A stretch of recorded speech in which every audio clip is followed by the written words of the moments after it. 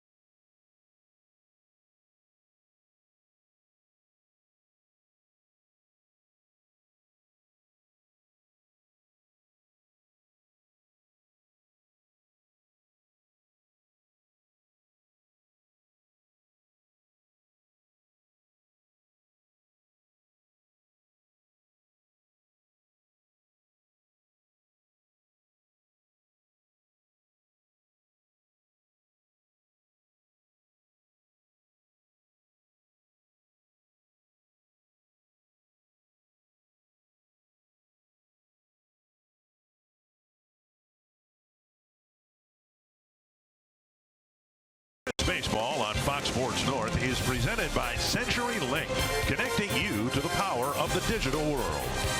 By Sanford Orthopedics and Sports Medicine, for the everyday competitor in all of us. And by Northland Ford.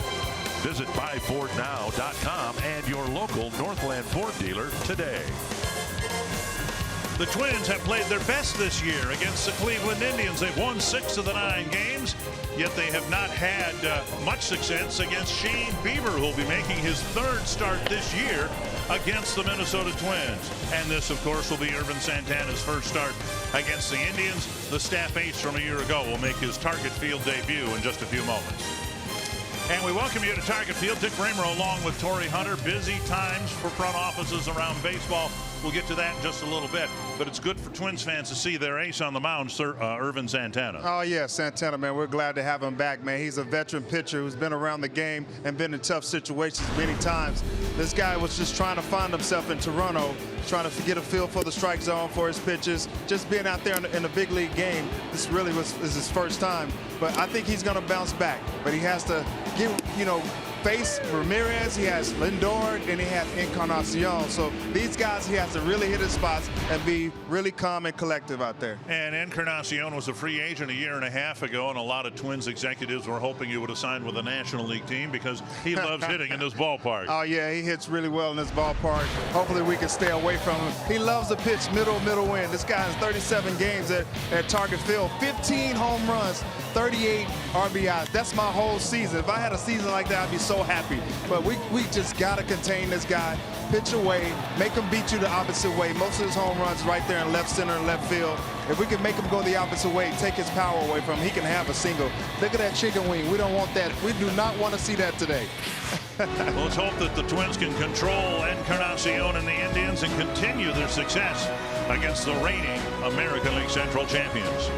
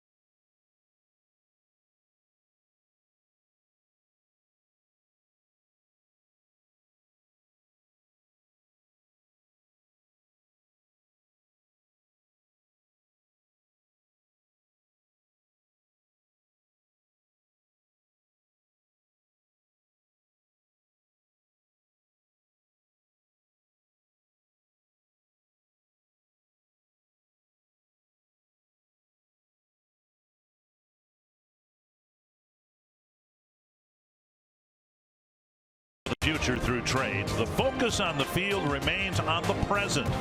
Minnesota has had the upper hand on the Indians this season and looks to continue that trend against the division leaders this series. Ervin Santana made his season debut last week in Toronto. Tonight he hopes to take the next step and continue his command over Cleveland. And Santana was okay in his 2018 debut in Toronto, and I think the Twins and Ervin himself looking forward to an even better outing here tonight. Yeah, I definitely think that Santana's pretty pumped up. He's going to build off that outing in Toronto and hit his spots. Just keep the ball down. And the Twins taking on the Indians, hoping to somehow make it a race yet, even though that the Twins have gotten rid of some players. Two more today. Terry Francona with the Indians comfortably in front of the Twins and everybody else in the American League Central. 9 games is the margin. And the Menards batting order for the Indians. Francisco Lindor will lead things off, and then Michael Brantley, Jose Ramirez, Edwin Encarnacion, Yonder Alonso, been red hot since the All-Star break. Melky Cabrera, Jason Kipnis, Yan Gomes, and Greg Allen. Tonight's starting pitcher stats are brought to you by Home Furniture. Irvin Santana, 16 starts, 6-5, ERA of 3.90. Opponents, average is 235. That was last year at Target Field. He's still trying to build that resume up this year. Northland Ford defense for the Twins.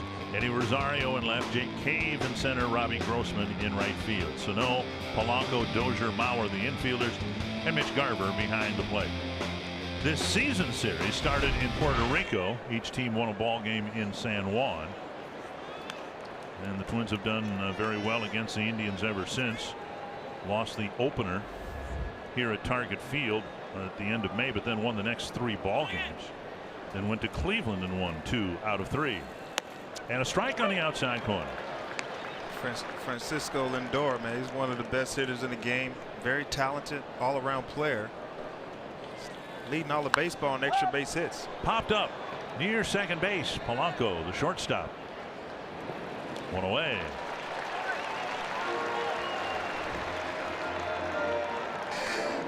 Piece of wrench for the win. The mentality of the trade deadline. Avoid the noise, please do, because you know all the stuff that's going on. I've been in this situation.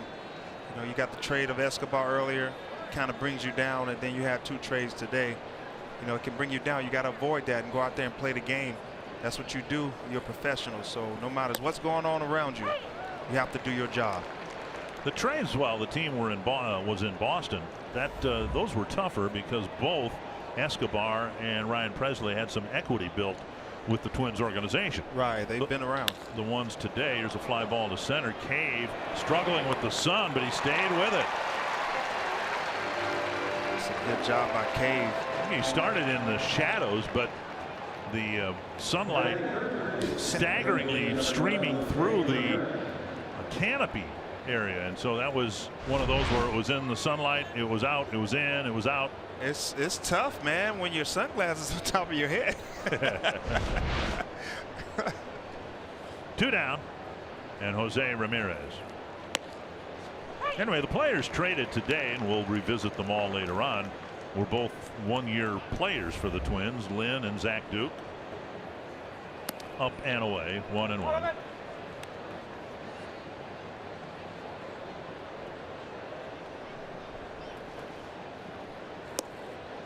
And another off-speed pitch inside. Ramirez is having a nice season as well. He's second in the league in extra base hits, and he's been playing pretty well. He's a good blend of power and speed. And drifts outside, 3-1.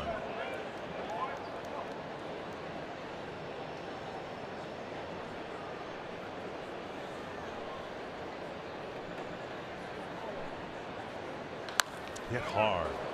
Foul, says first base umpire C.B. Buckner. That ball plastered. 3-2. Hard to make the call when your first thought is self-preservation. Yeah, he's trying to stay alive right there. Oh, yeah. It was definitely foul. There you go, CB. That is C.B. Buckner, the first base ump. Field and Culbreth calling balls and strikes. This one hit high and deep to right field. And a home run for Ramirez, his 31st of the year. So he took and he took and he took, and then on back-to-back swings, a near double and then a sure home run. That ties him for the lead with Lindor, extra base hits in Major League Baseball. And that's what he does well. He's been doing it all season, so it's nothing new. Just got to keep that ball down. He left it up. And that's what you're supposed to do with it. Throw a fastball there, 3-2 count. Put a nice charge in it. Down, I beg your pardon, on the outside corner, a strike. To Encarnacion, the designated hitter. Didn't mean to, and a dribbler back to the mound. Santana has a quick first inning, but Ramirez takes him deep to put Cleveland up 1-0.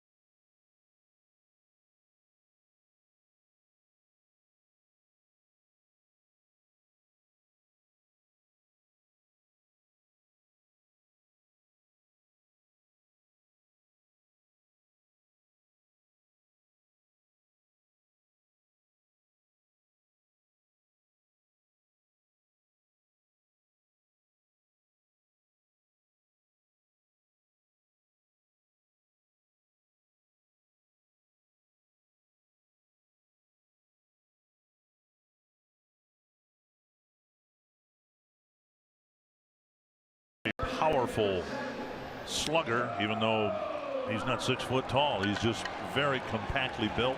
Reminds some people of the power Kirby Puckett had as a smaller person. And the Twins find themselves behind 1-0. Joe Mauer in the leadoff spot playing first base, and Eddie Rosario. Jorge Polanco, Brian Dozier, Max Kepler, Robbie Grossman, Miguel Sano, Jake Cave, and Mitch Garver getting their third look at right-hander Shane Bieber. The starting pitcher stats. Home furniture. Starting pitcher would be Shane Bieber. 8 starts, record 5-2. He pitches well against the Twins his last start, but I think today is a different day. Made his first 2 big league appearances against the Twins. Was given an 8-0 lead in his major league debut. Twins caught up with him in the middle innings, then really teed off in the bullpen. And while the Indians won that game, they had the game tied up at 8, so Bieber didn't get the win. He was impressive, but third time through the lineup, the Twins had better swings. And then he did get his first major league win on June 17th against the Twins in Cleveland.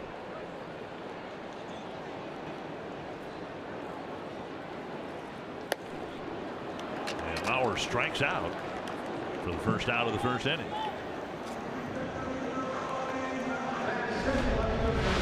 Northland Ford defense for the Indians. Brantley, Allen, and Cabrera, the outfielders. They've had problems keeping their hoped-for outfield healthy. Ramirez, Lindor, Kipnis, and Alonso, the standards in the infield. Jan Gomes behind the plate, and now here's Eddie Rosario. You notice Mauer struck out on 3 pitches? Yes, that doesn't happen very often. At all.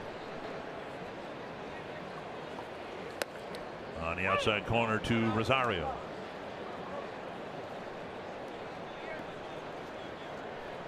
Bieber coming off a disappointing start against the Pirates. They knocked him around for 7 earned runs in an inning and 2/3.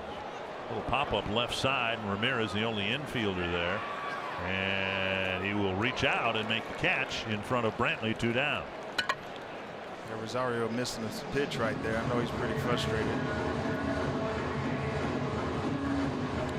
That'll bring up Jorge Polanco. Been really, really good from this side of the plate. Oh, he's been swinging the bat pretty well. 304 average. 2 triples, 3 doubles. He got almost more triples than doubles.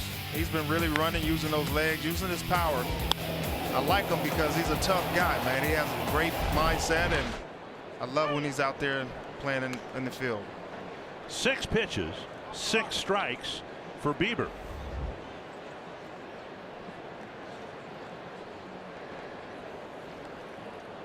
Tapped foul. Now, I'm not trying to pick nits. I don't care. But that is the blondest glove I've ever seen a pitcher legally be able to wear. They've been trying to crack down on it, and I didn't notice it in Bieber's first 2 starts. But that's the lightest colored glove I think I've ever seen a pitcher wear. That's definitely the lightest glove I've seen a pitcher wear. I don't know if it's deceiving. They've tried to, clamp down on things like wearing the proper socks and wearing gloves. I'm surprised that he's not been challenged on that. Inside, and it's 2-2. Now you're out in center field. You can wear whatever kind of glove you want, right? But pitchers, they generally try to make sure that they're dark brown, black, dark red, dark blue. I never really had a guy with a glove like that. It's pretty bright, and with the baseball being rubbed up, it's not white, it's actually rubbed up, almost the same color as that glove. You can't even see it through the stitching of his glove. And he pulls the string, has a strikeout, and enjoys a 1-2-3 first inning.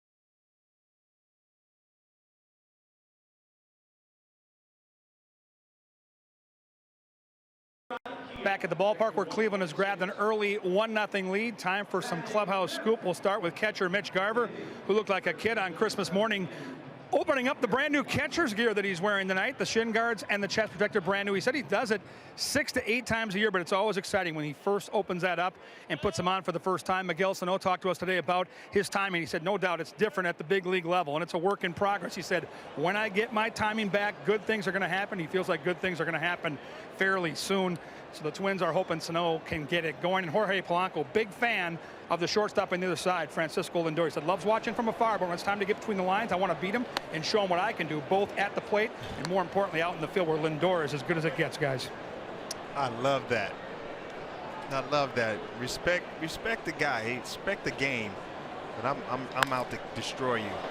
Fly ball to left, and Rosario retreats. Edge of the track makes the catch one away. I would imagine your guy was Ken Griffey Jr. Yeah, Ken Griffey Jr. definitely was my guy. You know, going to the King Dome when I first got there, I struck out and ended the inning. I was walking out there. Griffey was still in center field. He was waiting on me. We were switching sides, and he was waiting on me. And he said, "Hey, kid, you're gonna be all right. Strikeouts are part of the game." I had my head down, so he thought maybe I was sad.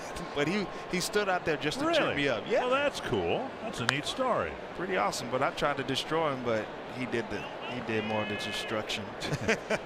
One strike to Melky Cabrera. Mentioned the Indians have had a tough time with the Lonnie Chisenhalls of the world, the Bradley Zimmers, Tyler Naquin. Been one injury after another, and so they've held on to Melky Cabrera. And Santana gets a couple of quick outs again here in the second. Now it might be because the outs have come quicker. Santana's thrown every pitch from the windup, but he's pitching with a much more rapid tempo than he did in Toronto. When he's feeling good, he actually has a great pace in the game. But it bothers me that he got a lot of fly balls. It might be because he's leaving the pitches up. Here's Kipnis.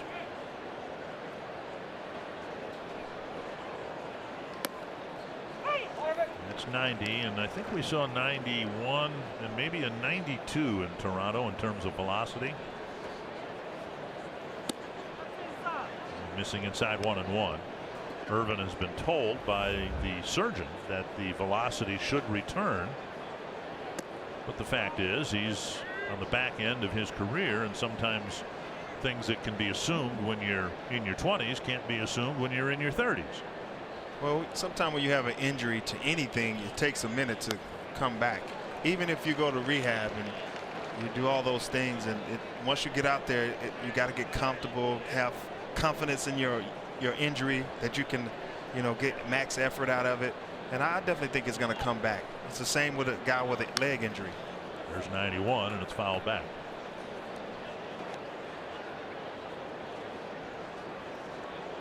And our DQ combination, Twins just got done facing the Red Sox, and now they're taking on the Indians. And since June 29th, the Twins and those two teams have been the best in baseball. Well, we ought to see some offense from both sides today. Full count now to Kipnis with Yan Gomes on deck. And threw him a changeup and struck him out. A 1-2-3 second inning.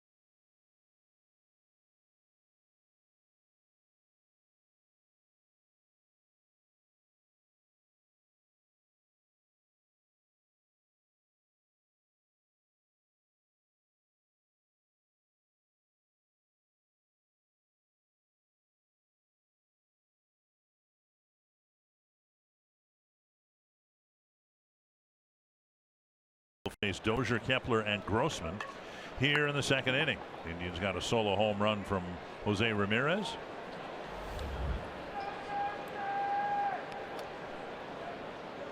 Dozier had a tough road trip coming out of the All-Star break, went into the break. This one hit towards the hole, and it's off the glove of Kipnis. Dozier will reach. Should be a hit. And we'll see how they score it. It's a hit. He's out of position. Well, it was a backhanded play and would have been a fairly easy throw. Not to play the devil's advocate. It's a hit. All right. Well, we'll put him at first base and wait for the official word. How about that? It's a hit. E4. Boo. And that'll bring up Kepler.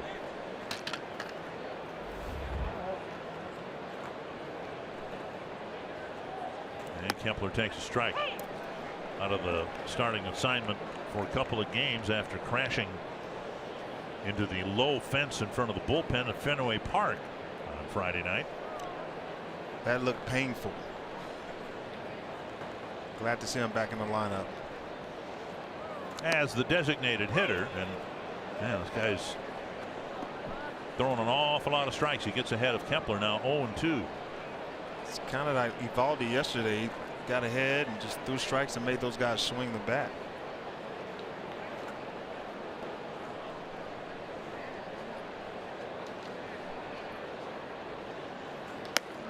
Up and away. Pitch. I can see Dozier running right here. On 1-2. Okay. Grossman on deck. Twins trying to take advantage of the Kipnis error. And a liner to right center field, base hit. Dozier will round second on his way to third. Alonso's throw, or Cabrera's throw rather, offline. And the Twins will have runners at first and third with nobody out. Man, I got to tell you that was a nice swing by Kepler. Waiting on this pitch. The slider down, and he stayed with it. Was able to drive that in the right center gap. But Dozier taking first and third. Can't teach that. It's got to be in you. Let it go, Doze. And now Robbie Grossman will bat. That's one of the measuring sticks of a good base running team, being able to go first to third. And of course, within that, you've got to have a roster that is athletic enough to do that. I don't think it takes. Prince Fielder goes first to third.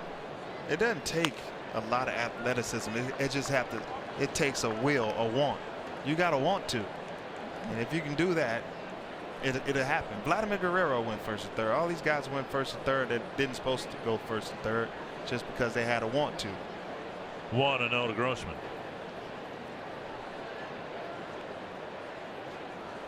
Up and away, 2-0. I told you, Kirby always said hyena. You got to be a hyena. You always got to take advantage of the weak link. When you see a ball in the gap and he has a bad angle on the ball, go ahead, challenge him. He has to throw a strike to the base you're trying to get to.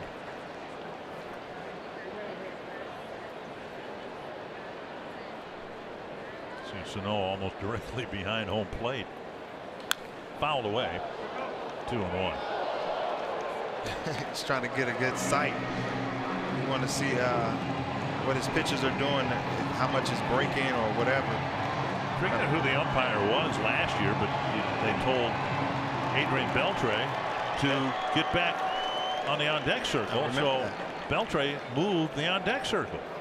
Beltre thought he was joking, but he was like, get out of the way. What? To center. And Allen is back. And he makes a running catch. Tagging from third and scoring is Dozier on a line drive hit deep to center. Grossman ties the game at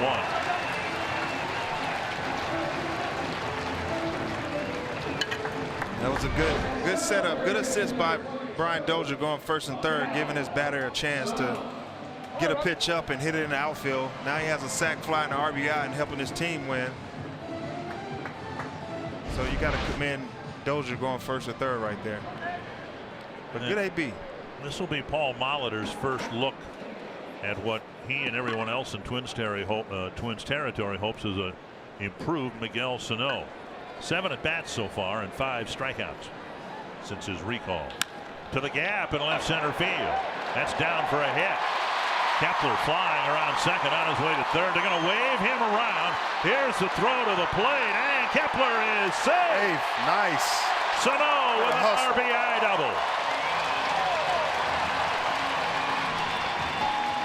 I don't think he had the ball. He never had the ball.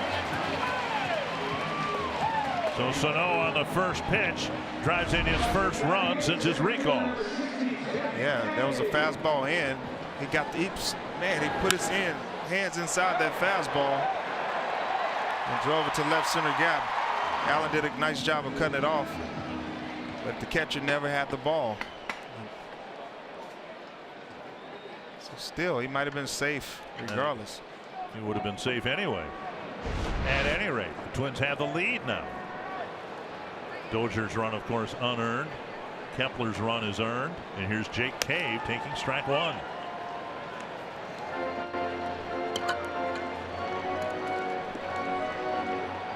Dick, this is an exciting inning. Well, they're running the base as well, and some good things are happening. Absolutely. The balls that have been hit pretty hard. And you know I like the way they run the bases right now. Wow. Loving it. 1 strike to Cave.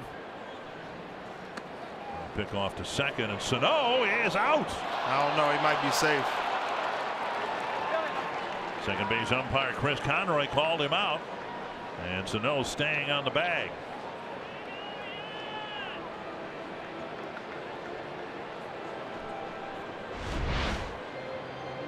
Yeah, this is a curveball. Don't know if Sano saw it out of his hand, but yeah, it's close. Lindor sold it. Oh, he was safe. It looks like he will be ruled safe, but they're not going to challenge. Twins aren't challenging with the lead in the second inning. I guess they don't want to waste it. Let's see if he got in there. I think he was safe. I do too. I do too. No challenge. He was safe. I think it is a concession to the fact that what is apparent to the viewer at home is not what is seen in New York sometimes. Yeah. And that's something that hopefully will be improved. Still a work in progress. And Cave strikes out, but the Twins take a lead. They take advantage of a Kipnis error, get a couple of big hits and a sacrifice fly, and they have a 2-1 lead.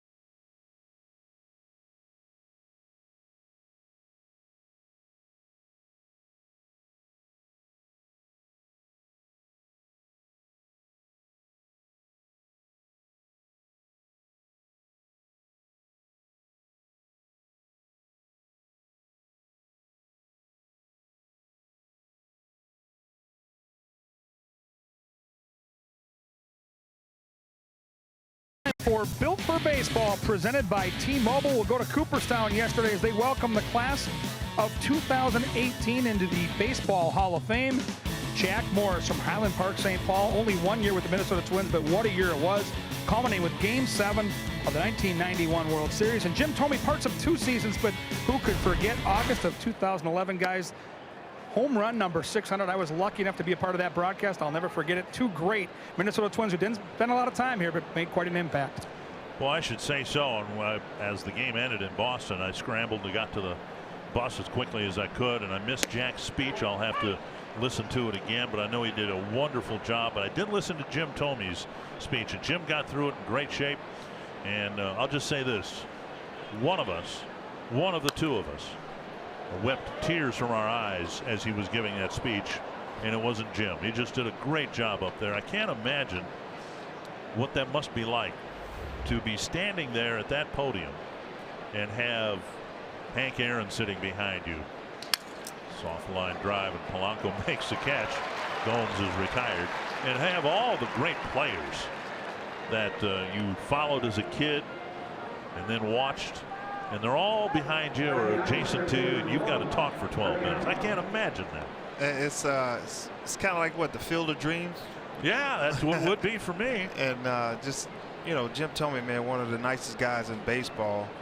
Everybody loved him. Everywhere he went, he was loved, and so it's well deserved. And those guys behind him is like baseball heaven, and he's going in there. Part of the club.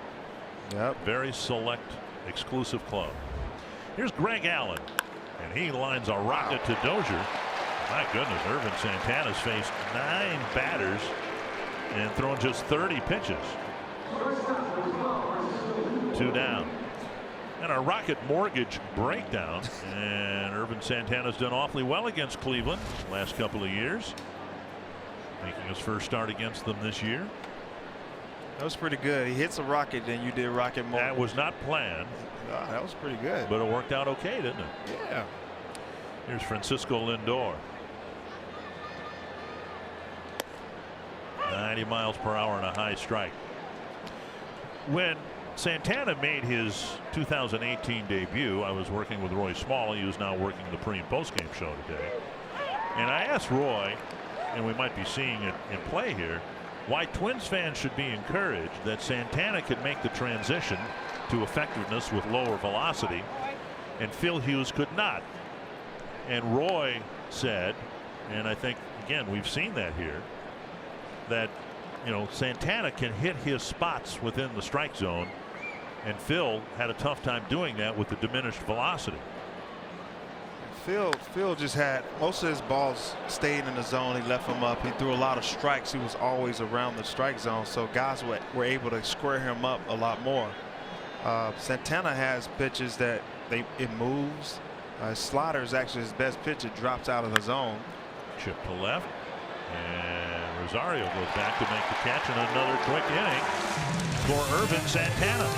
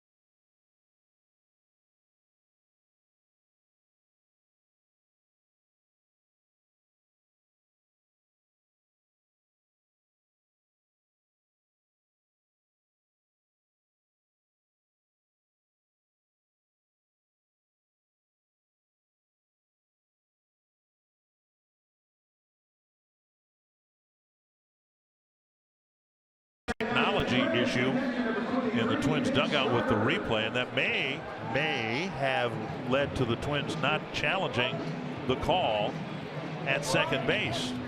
Paul Molitor called Fielding Culbreth over, and now he's going over to the Cleveland dugout to relay some message. Here are the trades that the Twins executed earlier today. Zach Duke hadn't given up a home run all year long, and now he's a Seattle Mariner.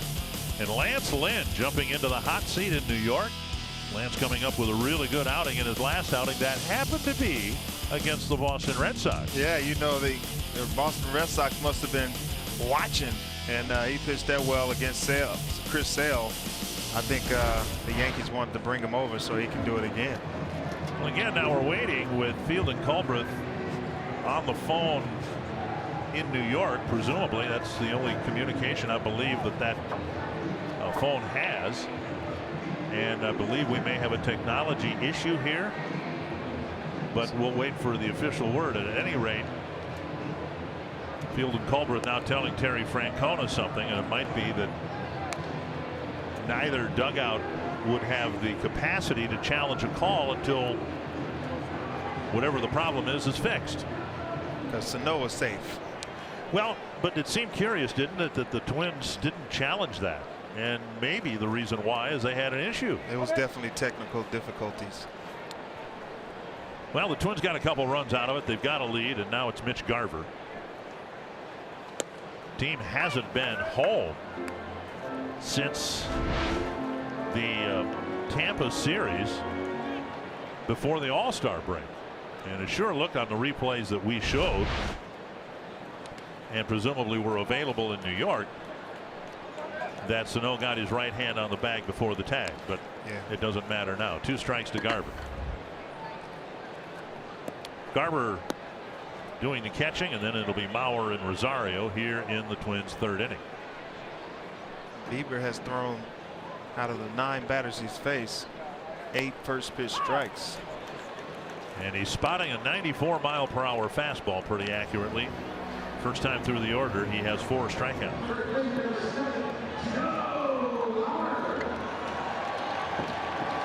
Twins trading a couple of veterans today, mainly for prospects, but then there was the Tyler Austin guy who hit a 3-run home run against Lance Lynn back in April at Yankee Stadium. Had a good series, couple home runs, 7 runs batted in. Well, he's now part of the Twins organization.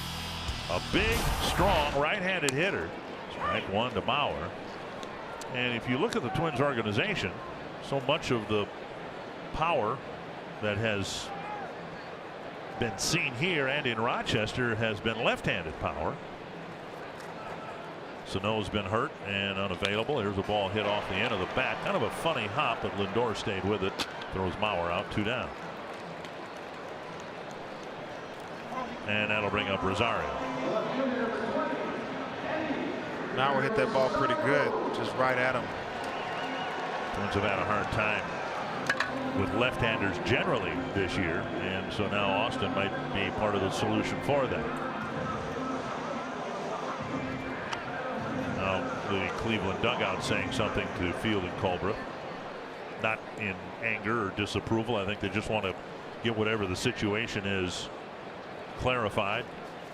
Rosario hit a pop-up to Ramirez in short left field his first time up. I wouldn't be surprised if Rosario swinging at his first pitch. He's been ahead. Well, if there's a came ball through and hit Fielding Culbreth, who kind of had a scowl on his face at the start of this inning anyway.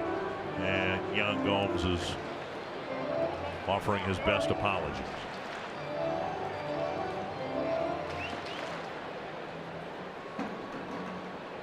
One and oh, rare non-first pitch strike.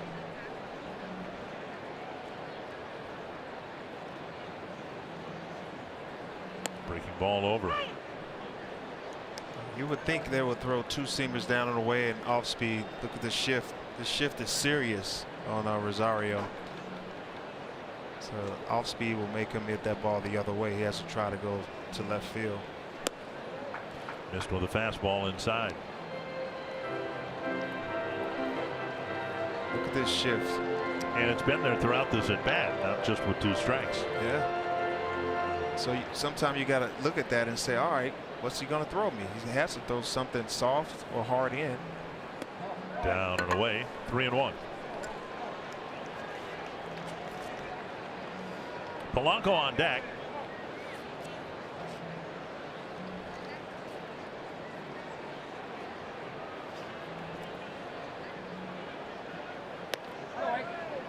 Ooh. That looked like a strike from up here, but it's ball 4. It did. A 2-out walk. Polanco will bat. MLB at bat is your #1 Twins app. You can customize your experience to catch every moment this season.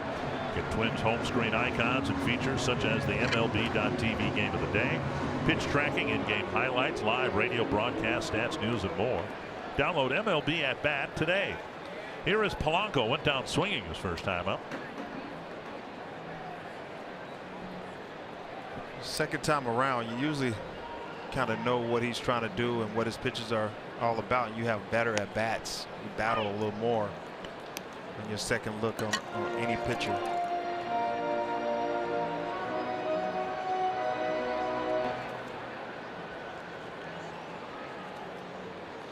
And he also can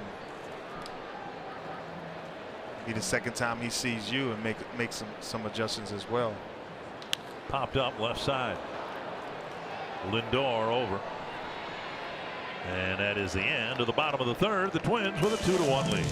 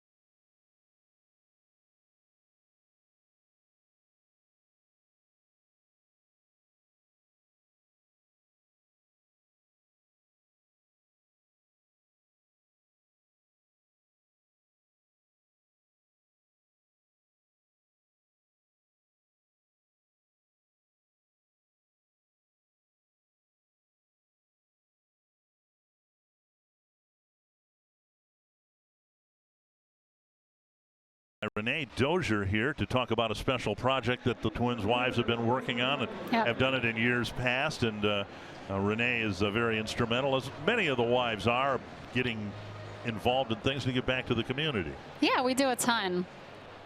And the thing that we're particularly focusing on right now, the wives organization has announced their annual Favorite Things auction featuring gift baskets designed by your favorite player and their passions. Yep, we do it every year. I think we've been doing it for over 10 years.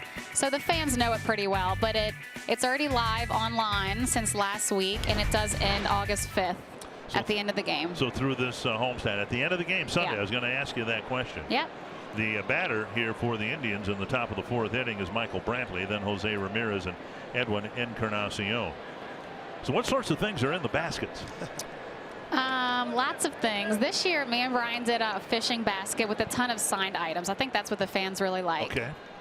So everybody has signed items and signed jerseys, and then lots of unique things. But we're also bidding on a lot of other items. There's actually a U.S. women's hockey stick signed by the team. So that's a big item that people will like. Yeah, I had a chance to put some of my favorite things in the gift basket, like dominoes and coffee. Not the pizza. no pizza. All right, not the Domino's pizza. Not Domino's pizza. Domino's like okay. The game. Right. And so I love to play that. I'm Hula Dula, the Domino ruler. So. Oh, you are. Yeah, that was my name in the clubhouse. Fly ball center field. Jake Cave making the catch. Another fly ball out. All the outs other than the comebacker to the mound by Encarnacion and the strikeout of Kipnis. Everything has been hit through there. Now, how many years have the Twins' wives been doing my favorite thing back? Yeah, I think it's been over 10 years since we've been here, and that's been almost 7. So yeah, it's been a while. It's a fun one, and the fans like it. And now we're doing it online with online bidding, so it makes it a little easier. You don't have to be at the game. Okay. It's pretty cool because you get a chance to see when you open those gift baskets. You get a chance to know who that player is. Yeah, I think it's fun, and I think they enjoy making it. And then the signed items as well. So. That's always fun. Yeah. Now I want the Brian Dozier favorite things basket. I want that. So what is in that? You got to go bid on it. I will. We did some fishing items and a fishing shirt because we both like to fish. Shirt. Okay. And then a lot of signed bat, cleats, jersey. Of Brian? Of Brian. Okay. Yeah. A lot of game used stuff. Okay. What typically? Kind of a tough question, I suppose, but what price range have they settled in the past? They start at $250 and then they go all the way up to $1,000. Like I do remember yours going maybe $1,500 that year. What? And we should say she was pointing at Torrey Hunter, not to me. Torrey. Yeah. Yeah, I think I might have had some good items. They was like, oh man, we take this, we can sell it. Maybe. Man. Hey, it's for charity. $1,500. Man, whoever bought that. Yeah, so it goes up to $1,000. Thank you. You know, one thing I like is what you guys are doing. I've always been a big fan of food, shelter, and clothing. And I think you really can help people in a big way. When we all get together and we work in those areas, I think we make the world better. And what you guys are doing is feeding people. I think that's awesome. Yeah. There's a lot you can do, even just a little group of us twin wives. But, yeah, we do a lot for the community, and we enjoy it. Full count. And here's another drive off the bat of Ramirez. Please don't go out. And it is gone. Oh, no. He has the only 2 hits against Irvin Santana, and they've both gone over the wall in right field. We're tied at 2. He just looks like he's really seeing the ball well out of Irvin's hand. Even the foul balls have been hit pretty viciously. Yeah, he's definitely comfortable at the plate. Get some pitches that he can drive, but those fastballs are up and right in his wheelhouse. He's able to put good wood on it. He's been fouling some balls off on the right side, and that sounds crisp. And he was able to get in that wind tunnel and went out the park. Encarnacion with a full swing. He had a check swing comebacker to Santana to wrap up the first inning. We should mention that the proceeds for the Favorite Things auction go to support the Sheridan Story, which fights child hunger through community and school partnerships. Inside, trying to move him off the plate a little bit. Yeah, this year we chose the Sheridan Story, and they actually feed over 5,000 children a week, which is huge. And they kind of try to bridge that weekend gap of no food. Some kids, their last meal's Friday, and their next one will be Monday at school. So this is a really good organization, and we're happy to help. Now, just to fill in some blanks for me, ball line to center, a base hit. Is that a local charity, yes, or is it a regional, national charity? This is a local in the Twin Okay. Cities. Yeah. A base hit for Encarnacion, and for the first time tonight, Santana will have to pitch from the stretch.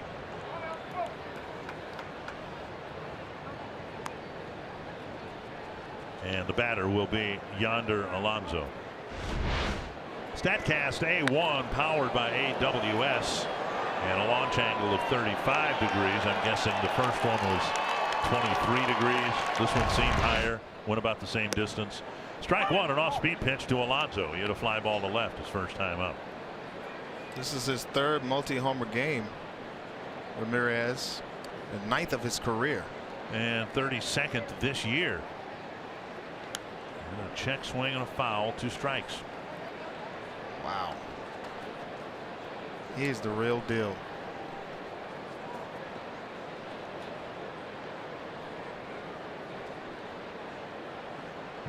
Two strikes to Alonso. He's been very hot lately, Alonso. He's been swinging the bat pretty well. Since the All-Star break, and now Santana trying to Not move his feet, but move his hands a little bit. Zip one inside. Again, the Twins Wives organization holding the Favorite Things auction, and we're going to show you the website here shortly, where you can go and view the items, bid on them, and end up with a very special prize package with all the money going to a worthy charity. 2 and 2 from Santana to Alonso. How many guys did the gift basket? Maybe 20 or so. 20 or so. Yeah, there's a ton. What's the weirdest thing in a gift basket? Oh gosh, I don't know. This year we said you can't have any food because a lot of guys like to put their favorite food, but then it'll start melting and getting old out there. So chocolates and everything. Yes.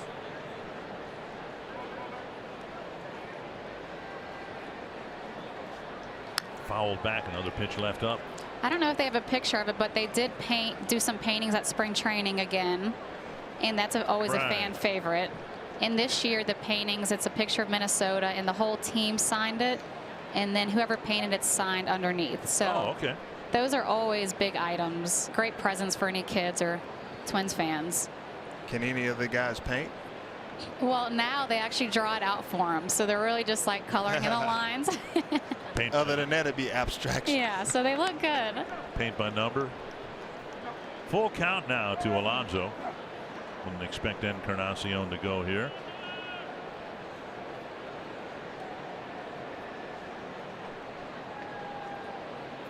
Three and 2 to Cleveland's first baseman. Off the end of the bat, foul. It's a good changeup by Santana. The guy swinging the bat so well. We've seen him throw quite a few of those really effectively. Create this ground ball right here. We get a double play. Get out of this inning. The only ground ball has been on the check swing by Encarnacion. 3-2. Might have cracked his bat in a pop-up, chased by Mauer, and Dozier in and out of the glove, and Brian running into the padding by the wall there. I think Mauer would have had a clearer shot at that, but he had to run a circle route around C.B. Buckner. Yeah, there was more. I mean, look at the route he had to take. Yeah, I think Dozier had the better play. That was a great effort. Dozier, when you got a big 6'5" guy coming after you. But Dozier, don't try to be a receiver anytime soon. What's it like for you when you play like that? Kind of a dangerous play. I mean, you get on the edge of your seat when Brian's running into the outfield to catch pop-ups and things like that. I don't think so. you different than my wife. I'm fine. Well, the outfielders like Lindsey Buxton, I mean, I feel like I would be nervous every time. So that's a little more with you two. Every time I ran into the wall. Was Katrina always nervous? Yeah, Katrina. Every time I ran into the wall, she said, "They can replace you. I can't." Baby, that's nice. It's nice to be loved, isn't it? I guess. It's my job. Now Alonso's drawn a walk, and there are runners at first and second. Melky Cabrera will bat. So check out www.twinsbaseball.com/favorite things auction, and you'll get a chance to see some really unique items. And again, all the proceeds will go to support the Sheridan story that fights child hunger through community and school partnerships. Renee, thank you for stopping by. We'll get online here tonight. I'm going to be scrolling through those items myself. Do I need a bidder number? You need an MLB account. Okay. So you can use one or you sign up for it. Okay. But yeah, we're excited. Hope to see everybody Sunday. And the bidding goes through the game on Sunday till the end of the game. Yeah, to the end of the game. Dick, it starts at $2.50. We know you're cheap. $2.50. Who paid for the food here tonight? You tried to get $10 out of me for this food. You could do the mascot race. We have some. Is that right? Yeah, we have some experiences, we call them. Okay. Mascot race. I love that. The ground crew, which I've already done that. I always wanted to win for my dad because he would love that. Being on the grounds crew? Yeah, you spend a day with them. Oh. That was a big one last year. They work hard too. Yes, they're out early in the morning all day. But thank y'all for having me. I'm excited. It's our big event. And we always look forward to it. All right, great work again. Congratulate all the other wives for us. A very worthy endeavor, and we're encouraging fans to go online and take a look at the items. Tell you what, thank you for all you do, because you wives are very important for the players out there. You do great things on and off the field, and people don't even know it. So thank you. Thank you, Tori. And they will get a double play Woo! on cue. Very nice. That's because it was a good thing you're doing. Yes. Our thanks to Renee Dozier. Thank you. The Indians have tied it up.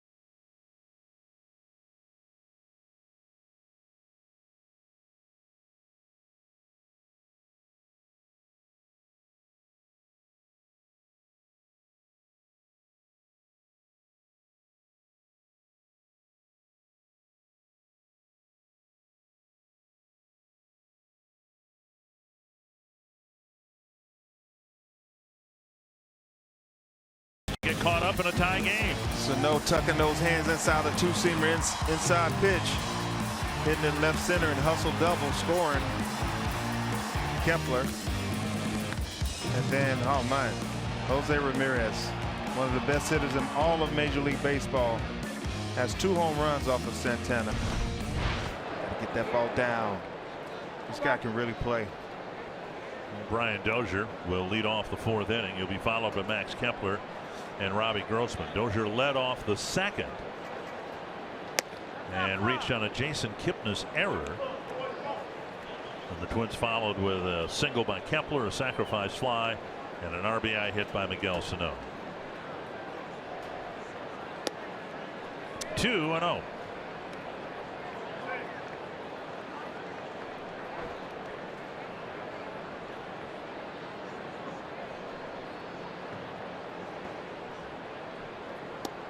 Strike the Twins with a couple trades today, and of course they were in sell mode last year at the end of July, trading Brandon Kinsler, Jaime Garcia. Additional trades today: Lance Lynn, Zach Duke being dealt for primarily prospects, low-level prospects. Popped up left side near third base, and Ramirez steps over the bag for the first out. Twins fans, if you can't catch the games on TV, stream them live on your mobile device with Fox Sports Go. Download the app, take Fox Sports North and Twins baseball wherever you go. It's interesting thinking back to last year. Of course, the Twins, after the trade deadline, caught fire, worked their way into the wild card game, and that's not a realistic opportunity this year given where the Yankees are and the Mariners are.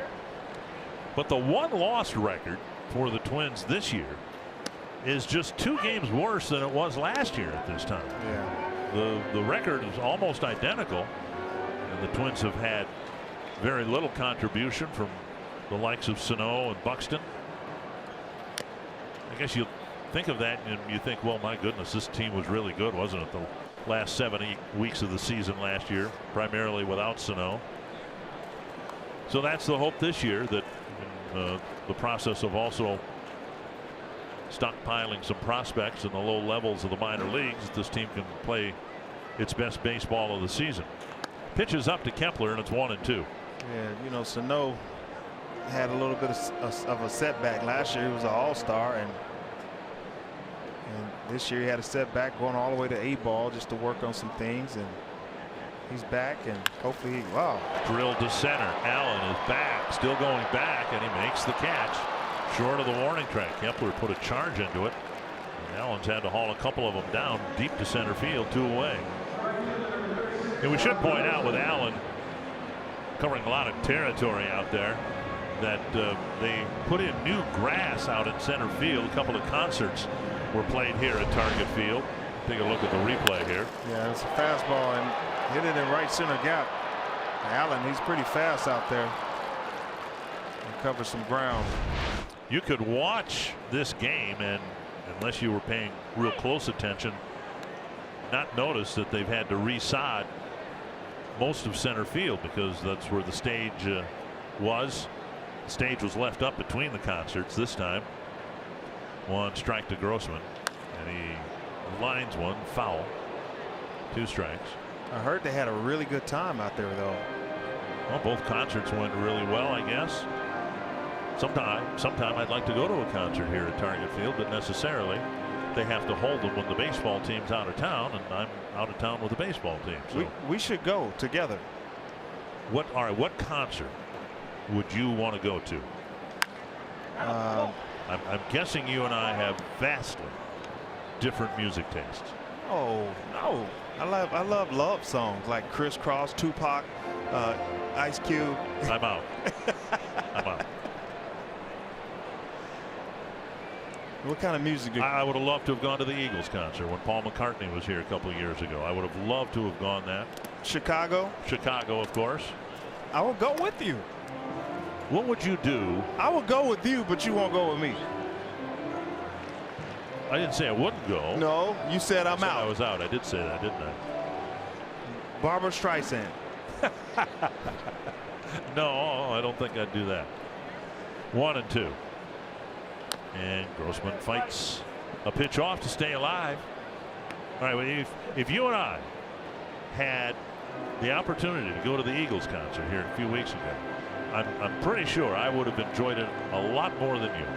No, you weren't even alive when they were popular. But the music was alive. Yes, it was. It's always been alive. Anything if there's any music out there, I know it. Okay. All right. Next concert, I'll take time off, and you and I will come to Target Field for a concert together.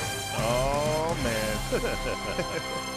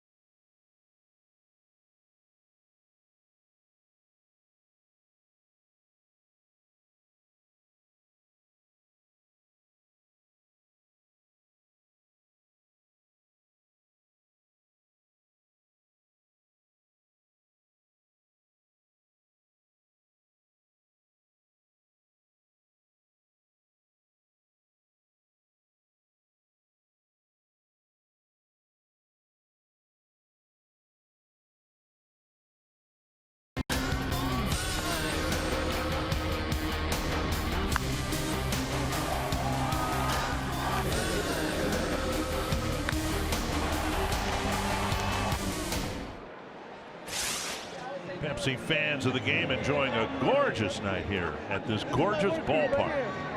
We had pretty good weather in Boston, but a lot less humidity here.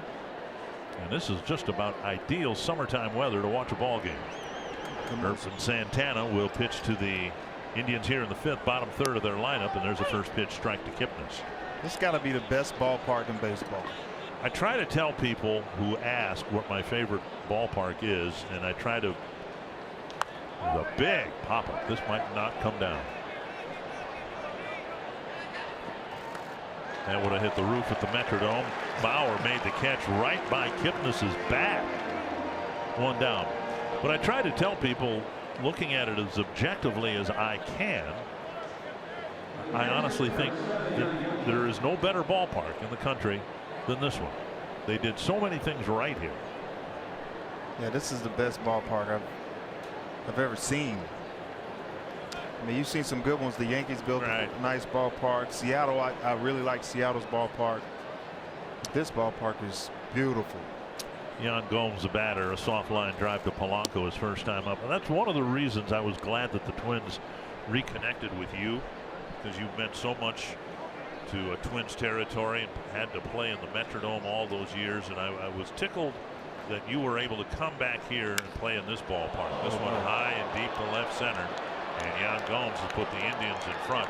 It's the third solo home run for Cleveland against Irvin Santana.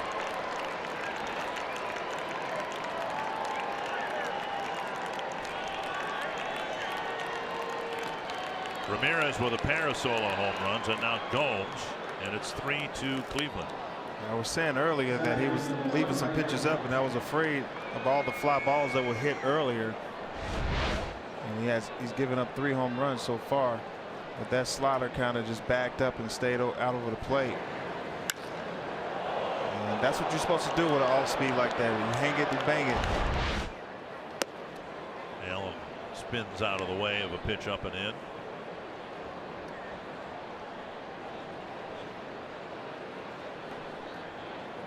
On the ground past Dozier into right field. Allen aboard.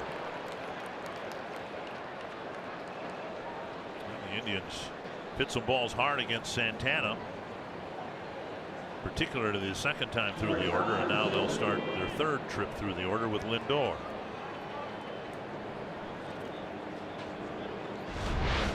Yeah, this is a fastball down. He missed his spot, but it was a good pitch. Got to tip your cap on a young Allen.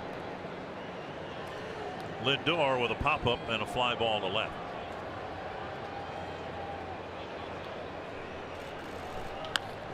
Pop-up. It'll be chased by Sano and Polanco.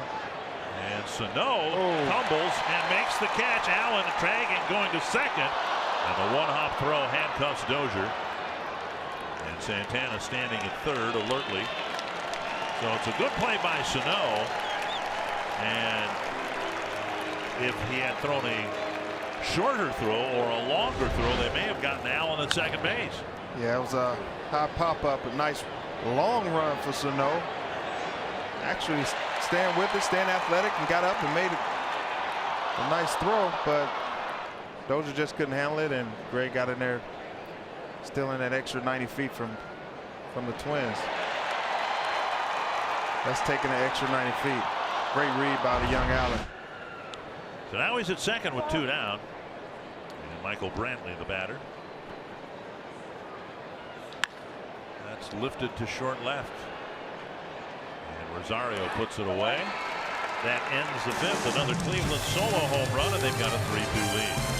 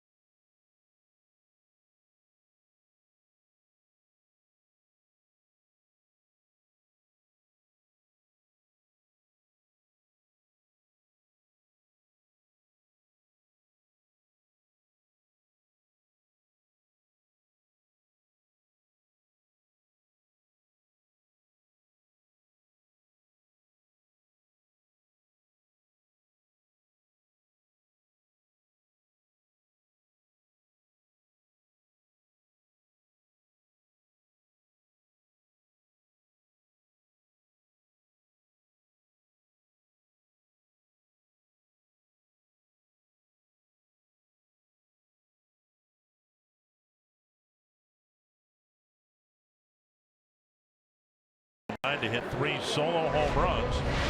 Sanford Health Injury Report. Jose Altuve on the disabled list with right knee discomfort, and it's not a coincidence that the Astros have now lost 4 in a row, their longest losing streak of the year.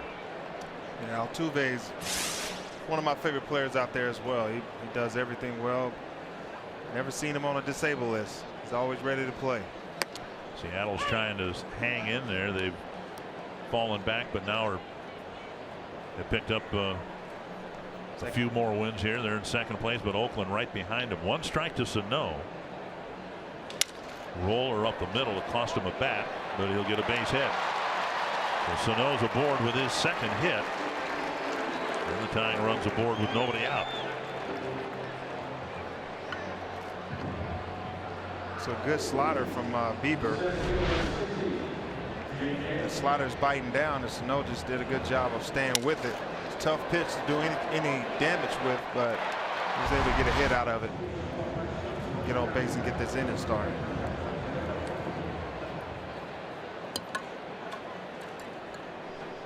Jake Cave called out on strikes his first time up. It was right after Sano was picked off second base by catcher Yan Gomes. Deep to left, foul. Sano got a hit out of that, and well deserved.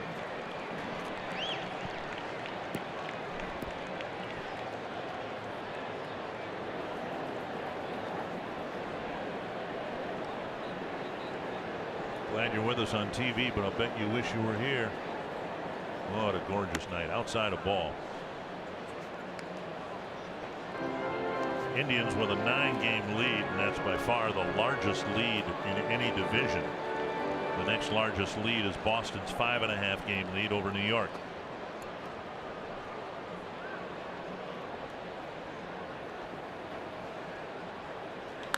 To right, and Cabrera makes a catch, and Sano played it perfectly. 1 down.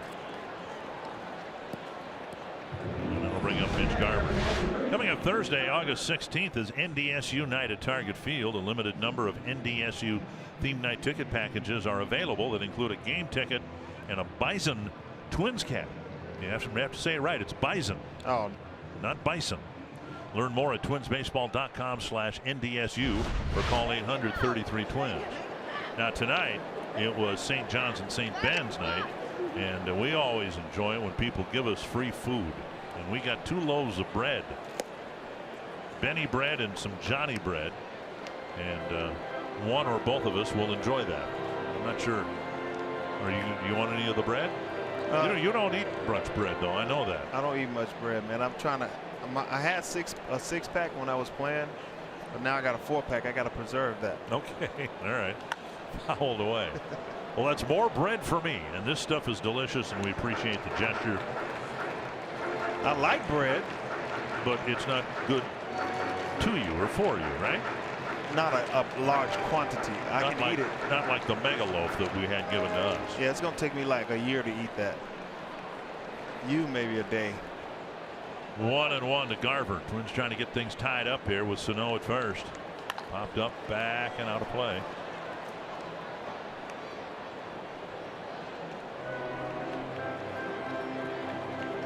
Have you ever gotten a foul ball this far? The ones that have come up to this booth here at Target Field have landed, all of them, 4, I believe, in the chair to your right. I have not had one yet. Really? And that's why we put you in the middle here, because you're Mr. Gold Glove. Yeah, it said glove, not hands. Garver hits one off the end of the bat, and that will bleed through second base. Fielded by Kipnis, and the Twins have 2 hits this inning, and either one of them might have died before it got to Allen in center field. Neither one was hit hard. Hey, you gotta love those, man. Some of those balls you hit hard are outs. Hit it where they ain't. That's what they always say. And he hit it right up the middle. Those guys couldn't do much with it. Bieber has given up a couple of infield hits here in the 5th, and now Joe Mauer, who struck out on 3 pitches to start the bottom of the 1st. Then he grounded out to short.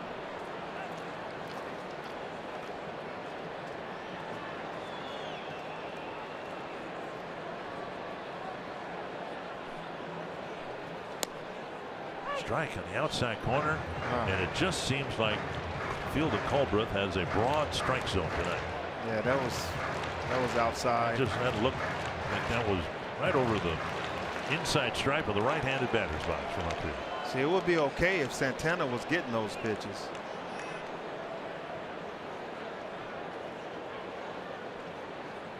Breaking ball down and in, and it's 1-1. When umpires open the outside corner, you're more vulnerable inside. So because your mind is like, all right, he's calling that pitch that far outside, I have to kind of cover it.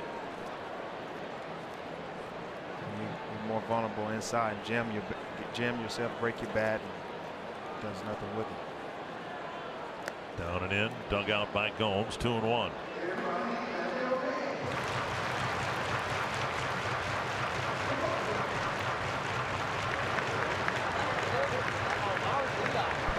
Wearing his Jim Comey shirt in honor of the Hall of Famer.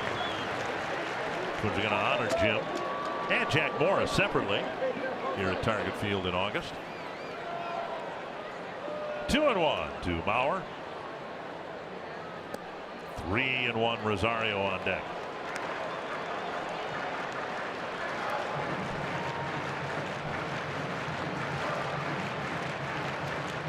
See, if it gets to 3-2, I can see the base runners moving.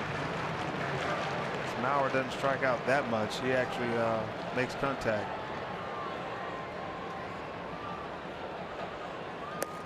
And Mauer takes a walk. And they're loaded up now for Eddie Rosario.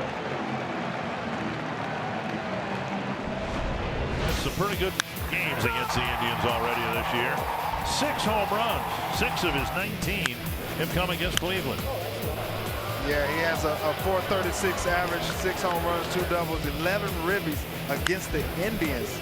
That's pretty impressive. This guy's very confident hitting off these guys. And pretty good starting rotation. He's banging off of them. So I'm excited to see this at bat with bases loaded with Rosario at the plate with those numbers. Carl Willis, who was called upon to relieve Jack Morris a time or two in that 1991 World Series. Not in the World Series, during the regular season. A lot of former Twins greats represented by jerseys there. Hey, I love that jersey. Always said it's better to be the hunter than the hunted, right? Yeah, you want to be the hunter. Well, here's Rosario with the tying run at third, only 1 out. And the Twins have Bieber on the ropes here as he tries to protect a 3-2 lead.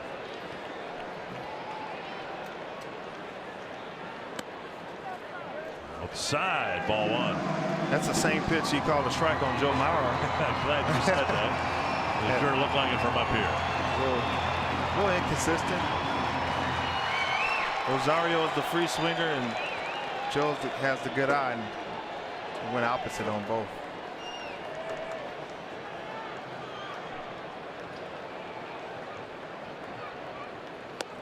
And a strike at the knees.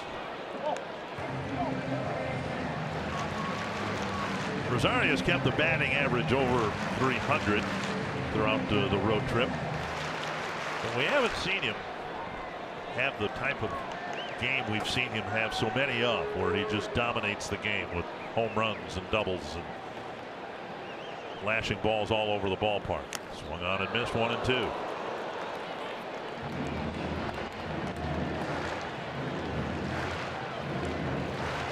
He took that 1-0 pitch, that fastball.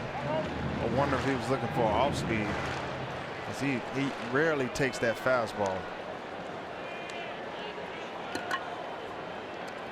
And he was a little late on that fastball, so he might be looking for off speed. 1-2. Got him down and away, a big strikeout. And Bieber gets the second out of the inning, and now he'll face Polanco. Yeah, it's a fastball. First pitch was outside. He just stayed away from him. But 94, I think he was looking for off speed right there. That's why he was pretty late. Replay was brought to you by Dodge.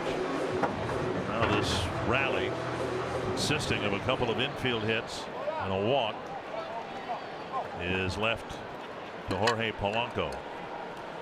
Hitting .400 as a left-handed batter coming into the game, but he's 0 for 2 tonight, so he is due. Outside a ball. Usually when they throw off speed in the dirt, they always come back with the same pitch for a strike. Hang it.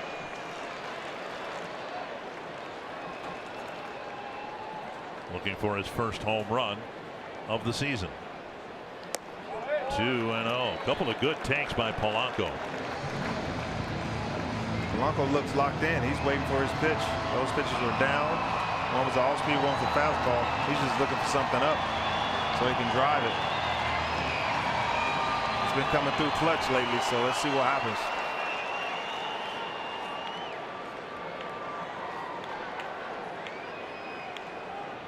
(2-0) to a dangerous hitter. Liner, right field, a base hit. Sano will score. Garver being waved around. Throw is cut off, and Polanco delivers a 2-run, 2-out single.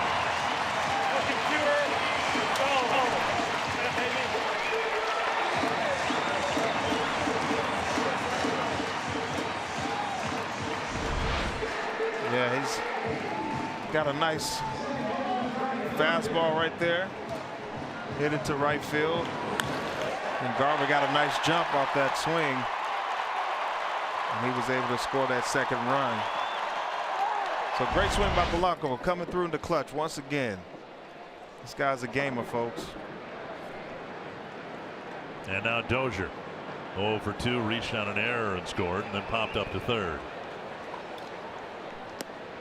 Inside a ball.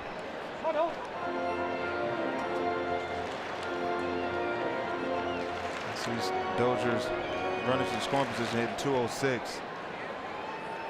I'd like to see what he does in this second half and the adjustment he's going to make as a veteran hitter. Speed pitch taken for a strike, 1-1.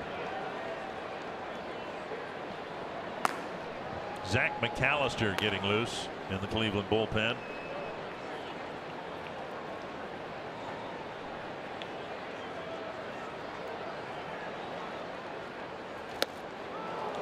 Speed pitch and a swing and a miss. They're just staying middle away.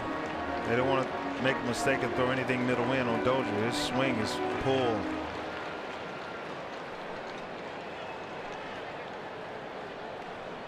Hits are even at 5 apiece. Twins looking for another 2-out hit from Dozier. Up high, 2-2. This one Dozier just stays short and try to shoot this ball to right center, just get the base hit. Should score Mauer. He should be able to score on the base hit. 2-2 to Brian Dozier. High fastball got him. And the Twins settle for 2 to retake the lead. It's 4-3.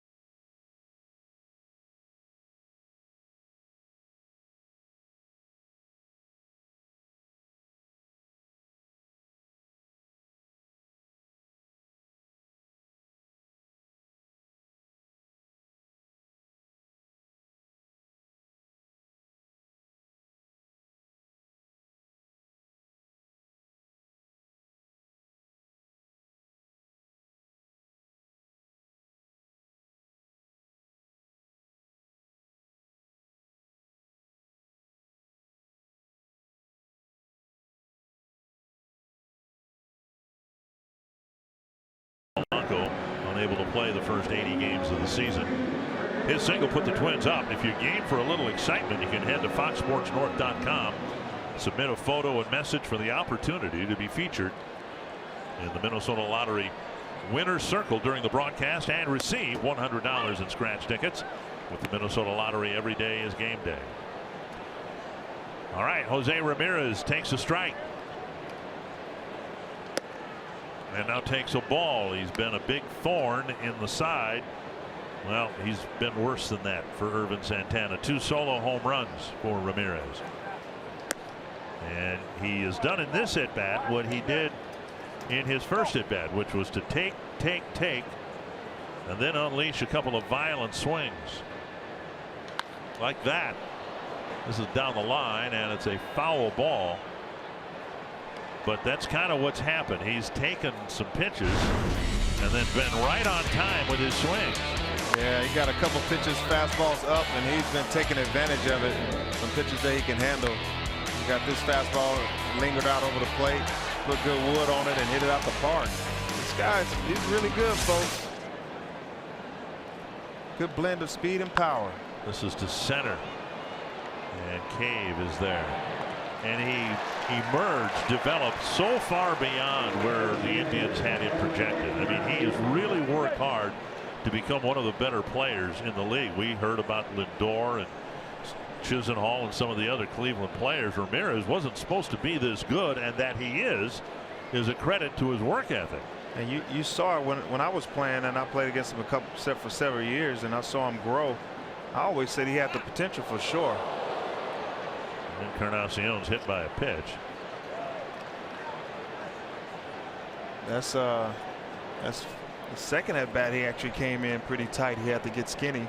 You know what I mean by that? Get skinny. Yeah, when the ball's coming at you, you try to make yourself suck skinny. Your stomach. Yeah. So it won't hit you. Yeah, but this time it went right at him. So I don't.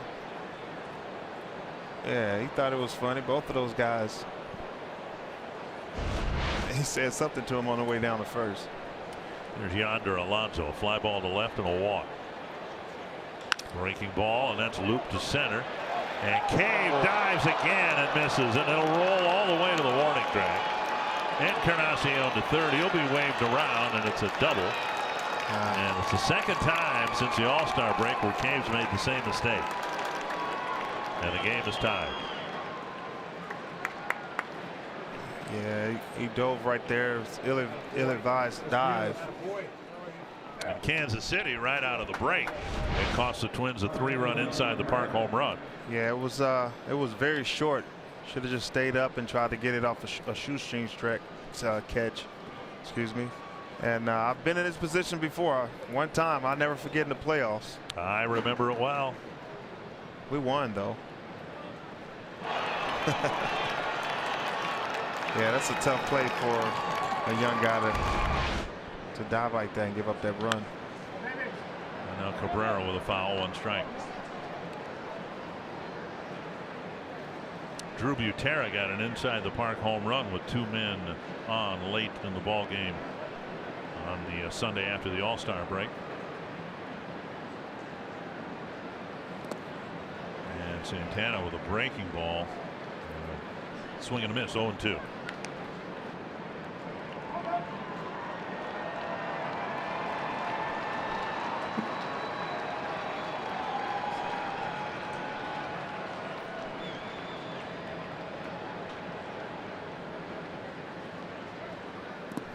Blocked by Garver, and it's 1-2. And here's the play with Jake Cave. Now, this ball is cutting and doing everything. A lot of people you can't see it with the camera, but the ball has a knuckle and a sink, any kind of wind or any air pocket, it gets in those seams and start cutting and doing things that that you're not expecting it for it to do. And it probably crossed him up a little bit. He might have thought it had a little more carry, and it starts sinking on him at the last minute. Tied at 4 now, 2-2 to the batter. Melky Cabrera, who's hit a fly ball and a ground ball double play. Nearly pulled the trigger on a swing, but now it's 3-2.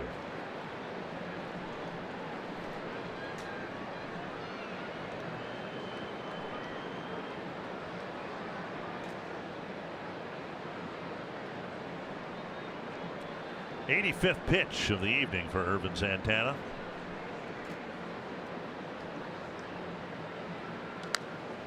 Anything under the bat foul. In his debut 2 days ago in Toronto, he threw 97 pitches but only covered 5 innings.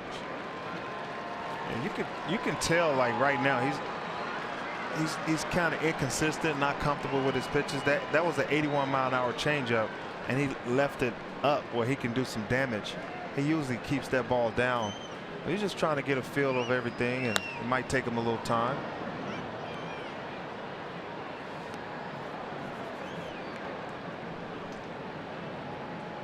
Full count to Cabrera.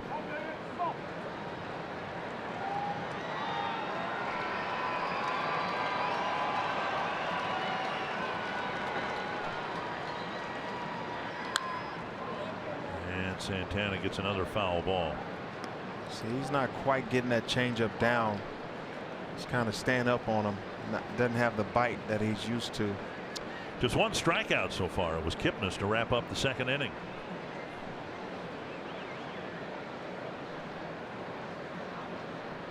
Melky Cabrera is a good fastball hitter. Probably want to stick with the off speed. And he lost him to a walk, filling first base. That'll bring up Kipnis. One out, the base open like that wasn't a bad pitch. That'd be the end of the night for Irvin Santana with Paul Molitor coming out, and with Kipnis due up in a tie game with 2 men on. We're going to bring in a left-handed reliever. Mix of both good and bad for Santana, and I would imagine that's kind of how his season's going to play out. Had a couple of 1, 2, 3 innings, but he'll leave having allowed 4 earned runs in less than 6 innings.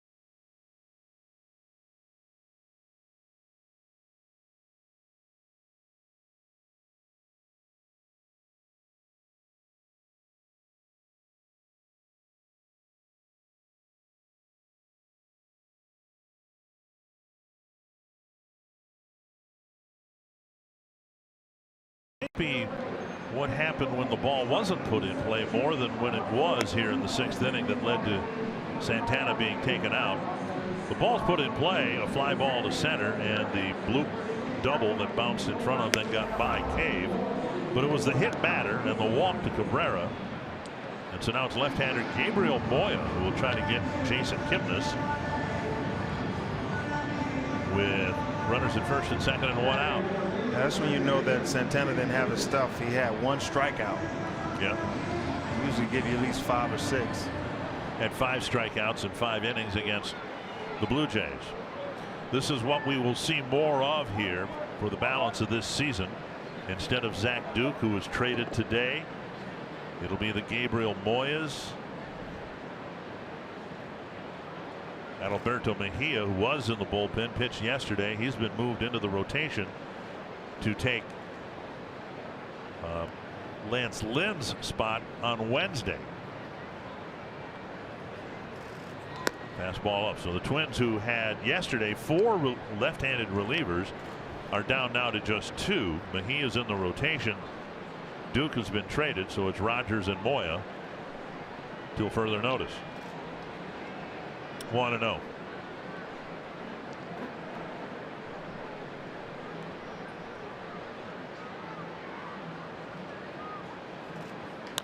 Happ to the right side, a fair ball. And Mauer to the bag. Both runners move up, 2 down. It's a good pitch by Moya. Kind of keeping Kipnis off balance right there with the off speed. Jan Gomes clobbered a long home run to left center field his last time up.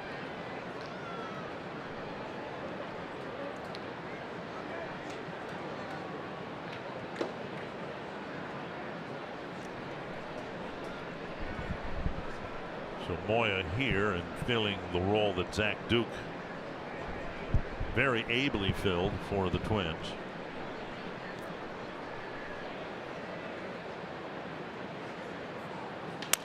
Off the end of the bat, right to Brian Dozier. Soft contact for outs 2 and 3. Moya gets the job done and keeps this a 4-4 game. Here you go, Moya. Good job.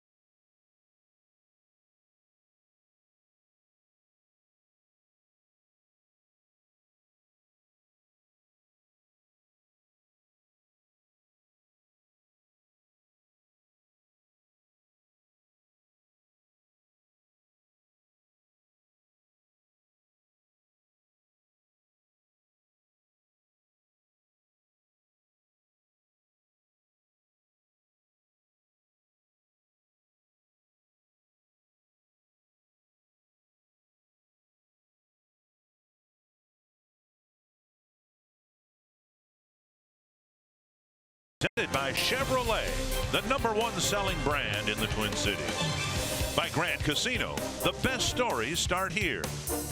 And by Wisconsin Dells, the water park capital of the world.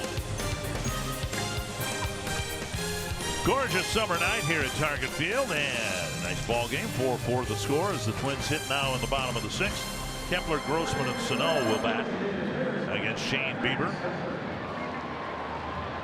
Kepler's had 2 good at bats. Line drive single to right and a blistering line drive caught in right center field by Greg Allen. Swung on and missed. Good to see Max swinging the bat well. Expect he might be out in right field or center field tomorrow. He says he still feels it, the hit, but he's actually better.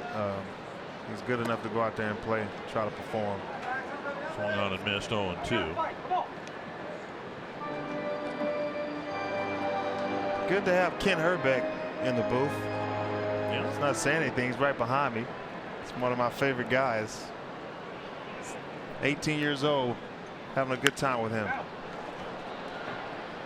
I remember I was stretching with those guys. I was 18 years old, and Herbie he was laying out in the grass, and Kirby said, Herbie, why you ain't stretching, man? He said, does a horse stretch before he runs?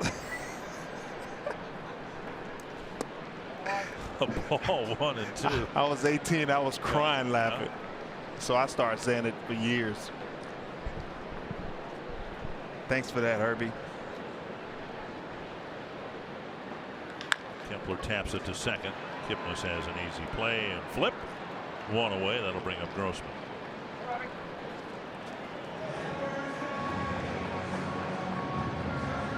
Grossman with a sacrifice fly to deep left center field to the second, and then a ground ball to short. Well, Bieber is having a more encouraging outing. 4 runs by the Twins, 3 of them earned runs against Beaver. But given what happened in his last start, where he couldn't get out of the second inning and gave up 7 earned runs, this is a much more encouraging outing for him. The Indians are at a point where they're probably going to be relying on him as the 3rd or 4th starter in the event they do get to the playoffs. This one hit to right, carrying deep to the corner, chased by Cabrera. And he's there to make the catch, 2 down.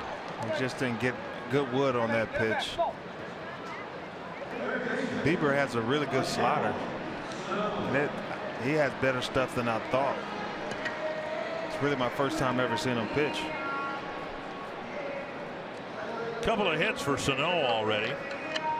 One driving in a run in the 2nd, then an infield hit and a run scored in the 5th.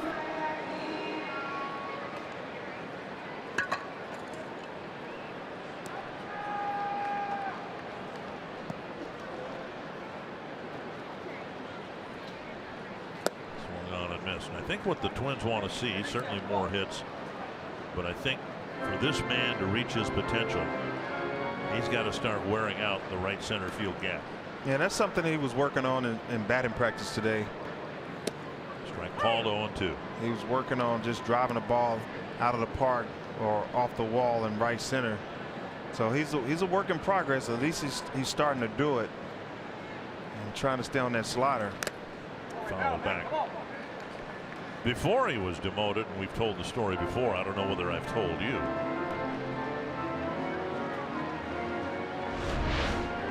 Sano with the foul ball off the mask of Gomes. That pitch was inside. You saw him tuck his hands trying to go the opposite way. Pulled foul. Before he was sent down, he was out here working with Rudy Hernandez on the batting tee and trying to essentially hit the ball where it was standing on the batting tee, and he hit one. A motionless baseball from home plate, and he hit it halfway between the Super America sign in right center field and the back row of seats. Are you sure? I went to Rudy Hernandez afterwards and I said, did I really see what I think I saw? He says, you mean that ball that he hit halfway up the upper deck in right center field? I said, yes. He goes, yeah. Now can you imagine that? That's 450 feet from home plate. That's crazy. And the ball was absolutely motionless. Foul tip, a strikeout ends the inning, and we head to the 7th, tied at 4.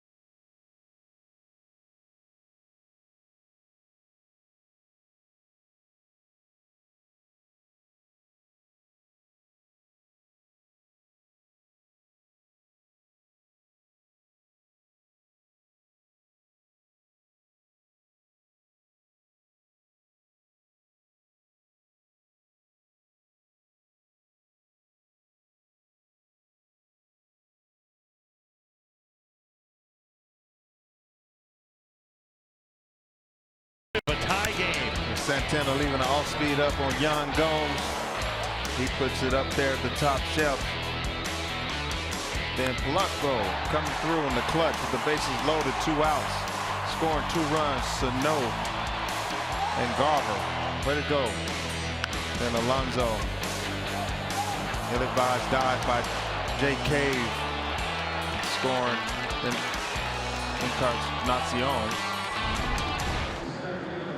Well, Gabriel Moya did his job, stranding a couple of runners in the 6th, and now the 7th will begin with Trevor Hildenberger on the mound.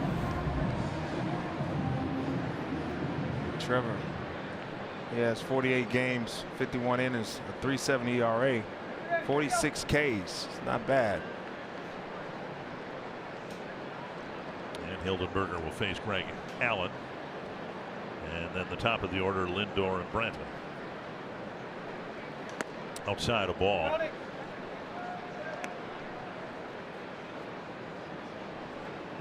Greg Allen is pretty fast. We want to keep him off the base paths. There's a strike. One thing we should point out that we haven't since the first pitch anyway, Addison Reed has been activated. So the Twins have another veteran arm out there. Hildenberger getting a call here in the 7th. That's to left. And Rosario retreats a few steps for the first out. Twins made a couple of trades while they were in Boston over the weekend. 2 more today. Zach Duke traded to the Mariners, and I'm particularly interested in Ryan Costello. Just looking at the numbers, I've never seen the man play.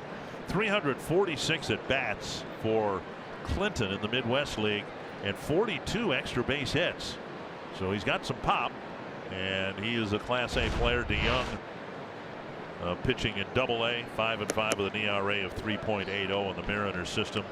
And then Tyler Austin, we showed you, he had a pretty good series against the Twins back in April while playing for the Yankees. You know he has some power. Did he have like 7 RBIs in the series? Yep. Big 3-run home run against the man he was traded for today, Lance Lynn. 1 strike to Lindor. And now 2. I think Zach Duke would be a pretty good addition for the Seattle Mariners. 4 games back. Yeah. Kind of surprised that, and maybe there were discussions held between the Red Sox and the Twins. The Red Sox played most of the series without a left-handed reliever. Splintered bat. Whoa. Changeup by Hildenberger took care of Lindor's bat. And get a splinter. Most of the bats in the Cleveland dugout. A couple of sections of it are in the Twins dugout. Yeah, that's called an anteater. The termites all up in that bat right there. Did you always have a cupped bat? Cup bats always kind of splinter because you hit it off. We hit it off the end, but that's what I was wondering. Did you always swing one of those? It depends. It was a little lighter. Depends if I was facing. Hooked into the right field corner. Lindor flying to second, taking a long time to get the ball out of the corner, and so he'll go to third. A 1-out triple for Lindor. He made a double into a triple.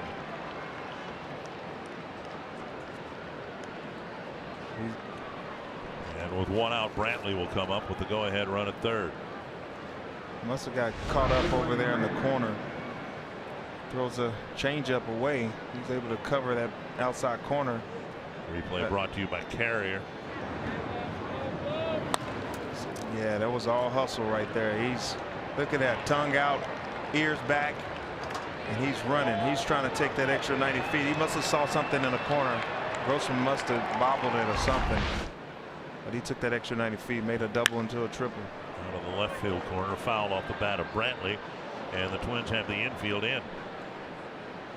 Brantley is like the second hardest to strike out in baseball. He's tough. You don't want him in a clutch situation. A runner in scoring position less than 2 outs. He puts that foot down and just pokes it. See his foot getting down early. Hildenberger just missed the corner, 1-1. 380 at bats, 35 strikeouts. That's impressive. I had 35 strikeouts in a week. You're joking, but there are players these days who come pretty close to that. 2-1. It's true. More now than the past. It's more lift and separate.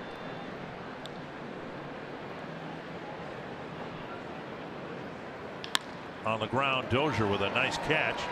Bluff throw to third, flip to first. That ball had some hair on it. That ball was hit pretty hard for out number 2. Yeah, he hit that pretty good. I think it was a changeup.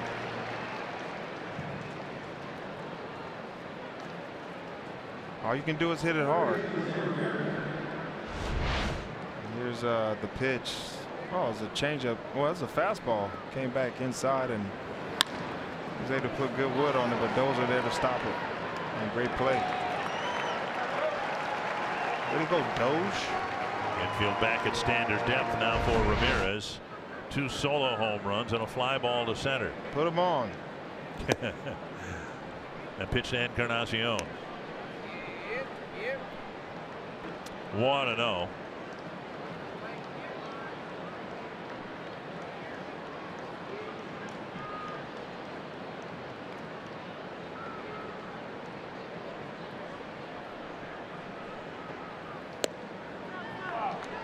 Close but outside. 2-0. Yeah, now you don't pitch to him. Can't pitch to him. Now they're going to intentionally walk him with the count at 2-0. Yeah, he's too hot to pitch to. Encarnacion 1 for 2. He's hit by a pitch by Irvin Santana in the 6th and scored the 4th Cleveland run. I think it was a wise decision to put him on lefty against a sidearm guy. Most of the time sidearm guys get hit by lefties pretty hard. So Encarnacion being a righty, Hildenberg can be pretty nasty to righties.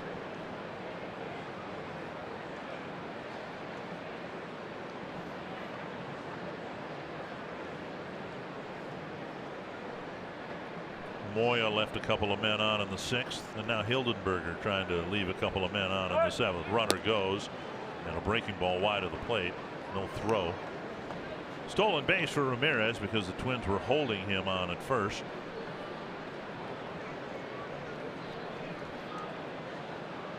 Alonso on deck. 1-0 to Encarnacion. Takes again.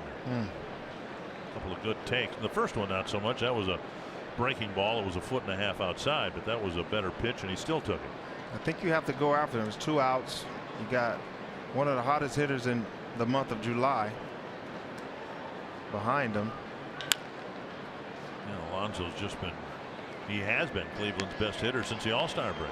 Alonso Yonder has been swinging the bat pretty well. Not just pulling the ball. He's hitting the ball all over. I was able to look at his last 20 at bats and he sprayed the ball everywhere. 2-1 now to Encarnacion.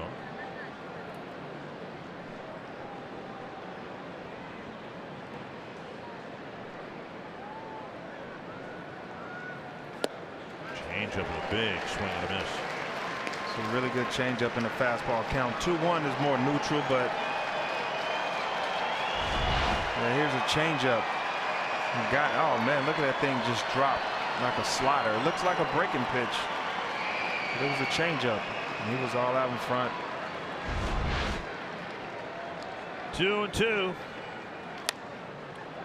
And Mauer has no play.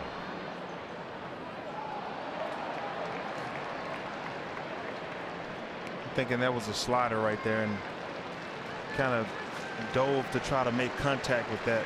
I wouldn't be surprised if he throw a fastball or a two-seamer inside to kind of jam him.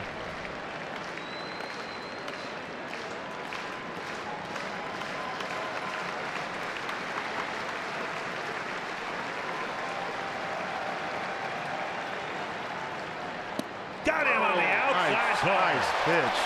A changeup that caught the outside edge. And Hildenberger does strand 2 in the 7th. There's nothing you can do about this pitch. Walk back to the dugout. Wow, good pitch.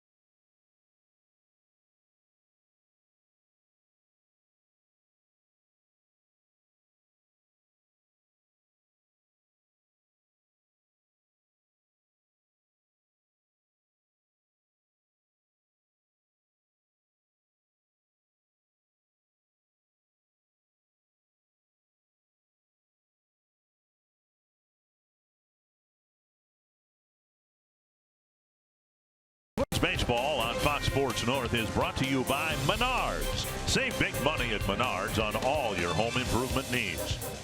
And by Dodge. Join the brotherhood of muscle at the Dodge Summer Clearance event and get a great deal.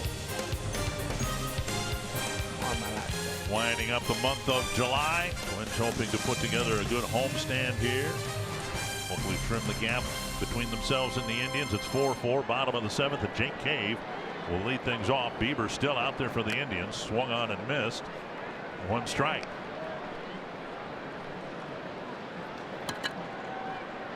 Bieber at a 1-2-3-6. He'll face Cave, Garver, and Mauer. Down and away, 1-1. You know, I can only imagine what Cave is thinking right now after diving for that ball.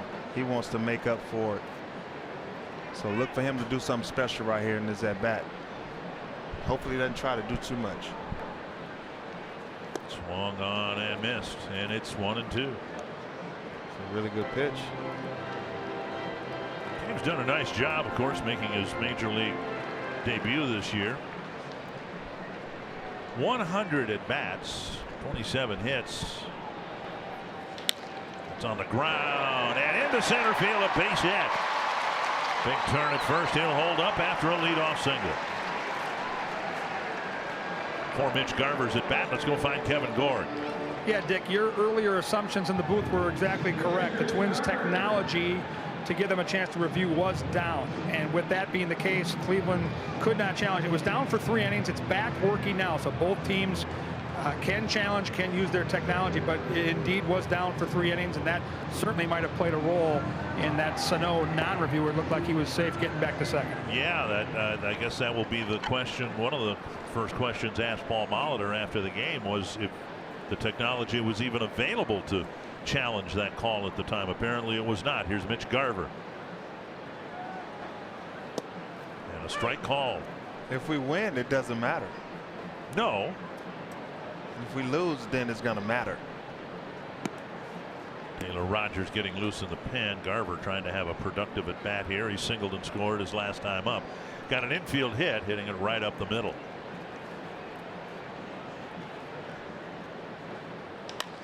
Sky to center. Tag.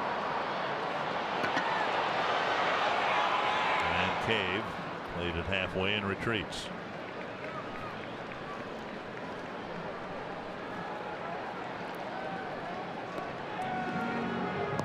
Cave and Jeff Smith talk it over at first base, and now Terry Francona is going to come and make a move. This copyrighted telecast is presented by authority of the Minnesota Twins and may not be reproduced or retransmitted in any form. The accounts and descriptions of this game may not be disseminated without the express written consent of the Minnesota Twins, LLC. He's got good stuff. He comes off the mound in a tie ball game.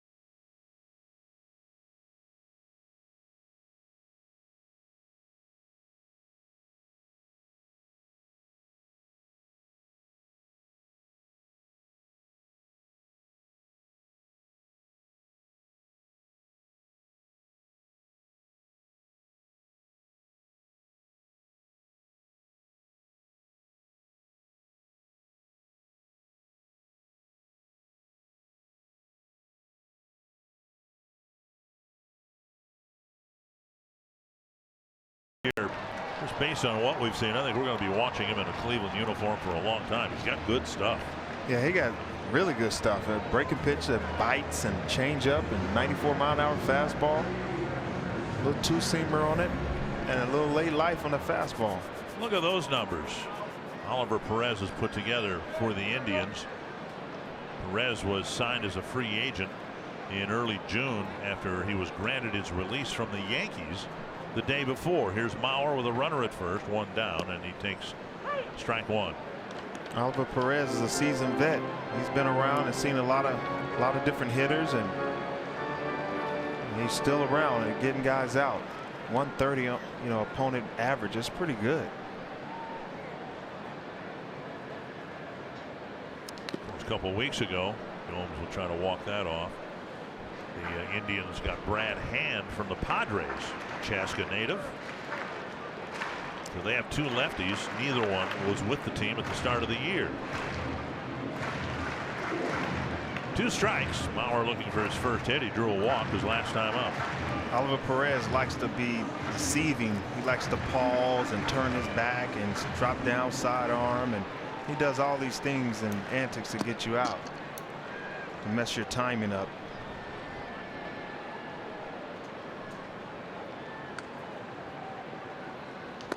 You say that with some conviction, as if you've been frustrated by that from Perez before. No, I've never been frustrated by his, because every time he did it, it went out the park. Seriously, you got good numbers against this guy. No, I only faced him once, home run.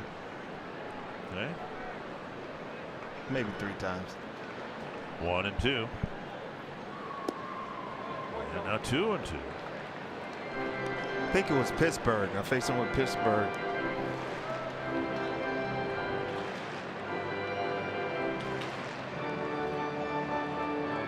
But the young Oliver Perez, man, he threw hard, very hard, and he pitched well for a long time. He's still doing it.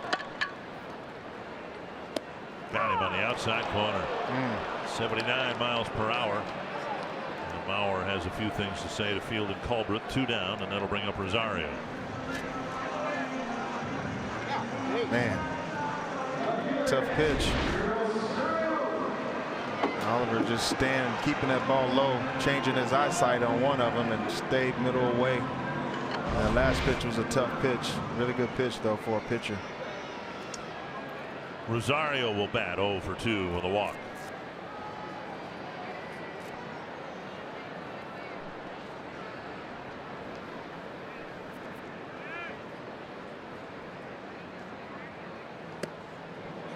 Wave through a breaking ball. 1 strike.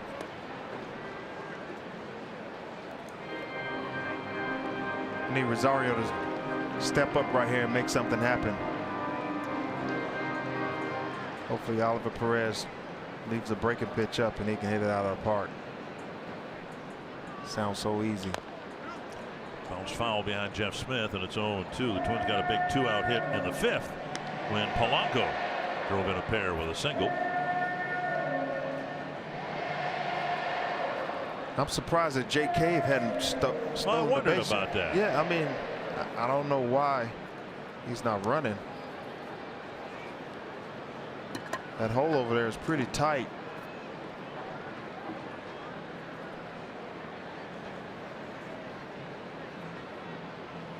Tap to the right side, right to Alonso, and we'll head to the 8th inning, tied at 4.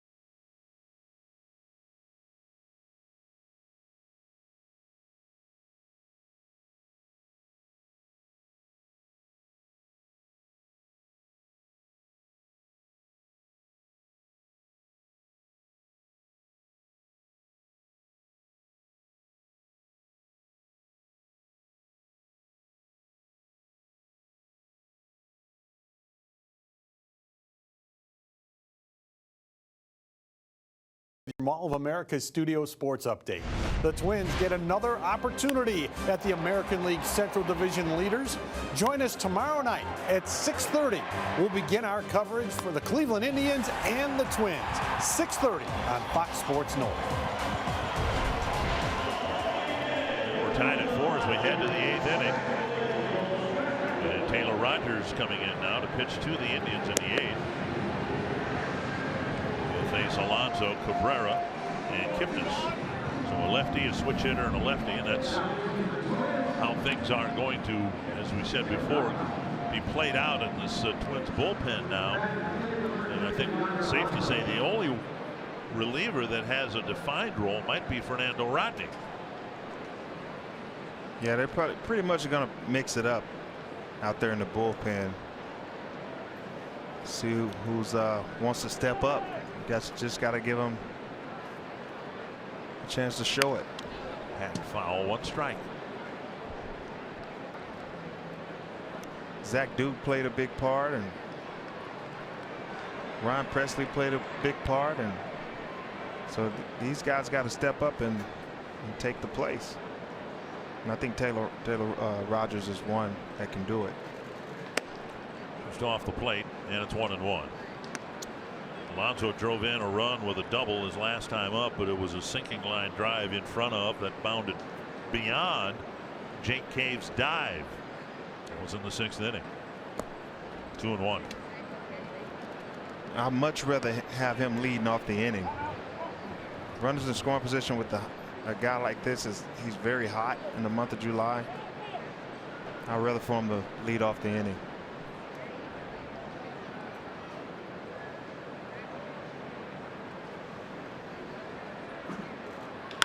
Hit to left. Rosario is there. 1-1. Pretty well hit ball for the first out. Cancer seems to impact everyone in Twins territory. Join us August 14th to show your support for cancer awareness. Supporters purchasing tickets through this special theme night ticket package will receive a Twins Cancer Awareness hat. The color of the Twins logo on the front of the hat corresponds to the color associated with the most prevalent cancers seen throughout Twins territory. To learn more, join the Twins in their effort to strike out cancer. Visit twinsbaseball.com/cancer awareness. Strike 1 to switch hitter Melky Cabrera.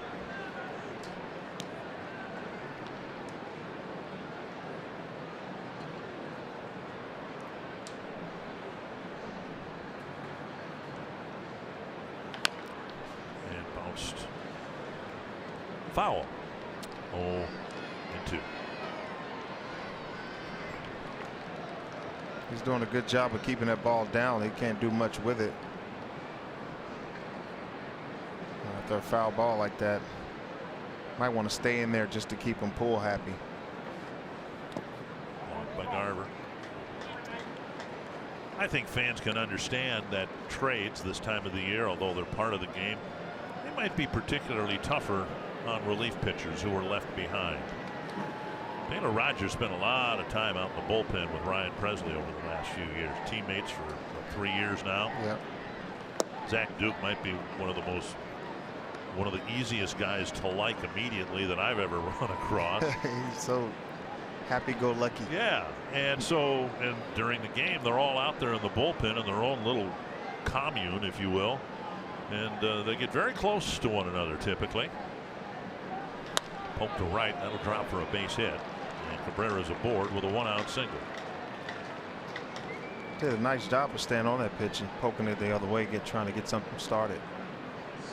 That's Kipnis. That's a veteran guy. He can do it. Oh, we got a pinch runner. Rajay Davis is going to run for Cabrera. Yeah, he should have stayed inside, but he was able to get some extension and stay with it and not try to pull it. Davis still a threat to steal, but Rogers pretty good at holding runners on. See what, if anything, the Indians do to try to move him into scoring position.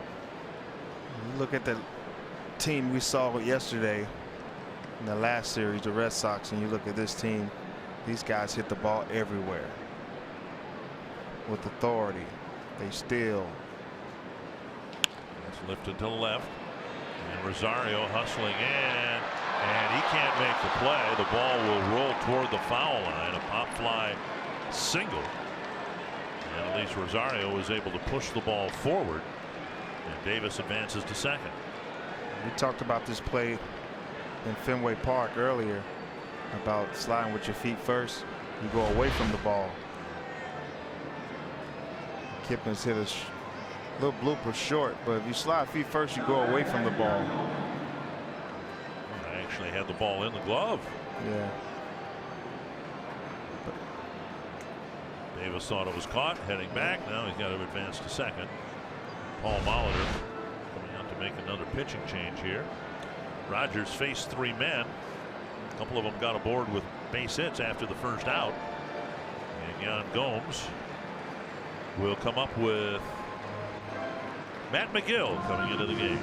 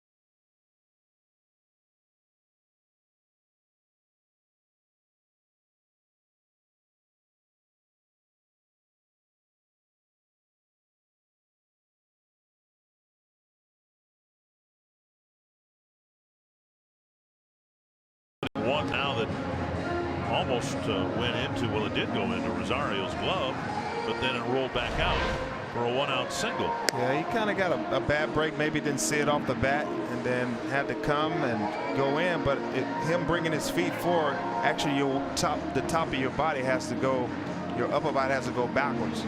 So when he reached, his legs was going forward, and it has to go backward, kind of messing with your balance. But if he reaches out there without sliding or trying to slide, he actually catches that ball easy. Yan Gomes the batter, Matt McGill the pitcher.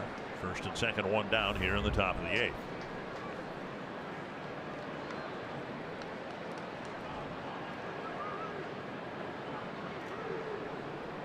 I think he's done a great job since he's been here. Drops a breaking ball over. I saw the other day he was touching around 97. Like I said earlier, Presley is down in Houston now. He has the opportunity to show the Twins what he can really do. I'd like to get back to the type of effectiveness he showed right away in May into June. He's been scored on in 7 of his last 8 outings. And McGill was just bluffing, and he apparently didn't think that Davis honored his pickoff move well enough, so he threw anyway. Yeah, Rajay Davis, all he wants to do is run. He was a teammate of mine. Which team? Detroit. And all he wants to do is run. He has gloves on, everything. When he pinch runs, he don't want to stay. He wants to run. Ricky Henderson was his mentor. Swung on and missed, 0-2. And you know Ricky liked to run in a third person. Ricky like Ricky.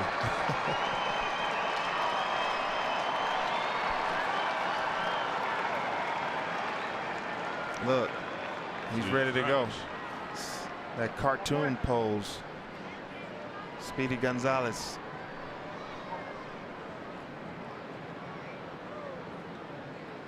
At this point, you'd be surprised if Davis or Cabrera weren't on the postseason roster for the Indians. They've held on to him this long.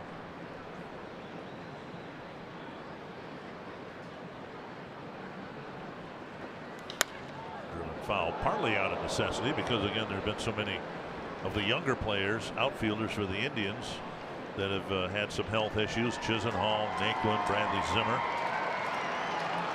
See an 80% steal success rate. Wow, that's very impressive. He had a great mentor in Ricky Henderson, I can tell you that now. But not only that, they brought him back because he's big in the clubhouse. He's very funny. Everybody likes him. Check swing. Did he go? No, says CB Buckner. So that's why he keeps getting the job. He's a great guy in the clubhouse, and he does the job well. Yeah. Oh man. I don't even think where was Doug Eddings when you need him? Yeah. Joe West. 1-2 to Gomes.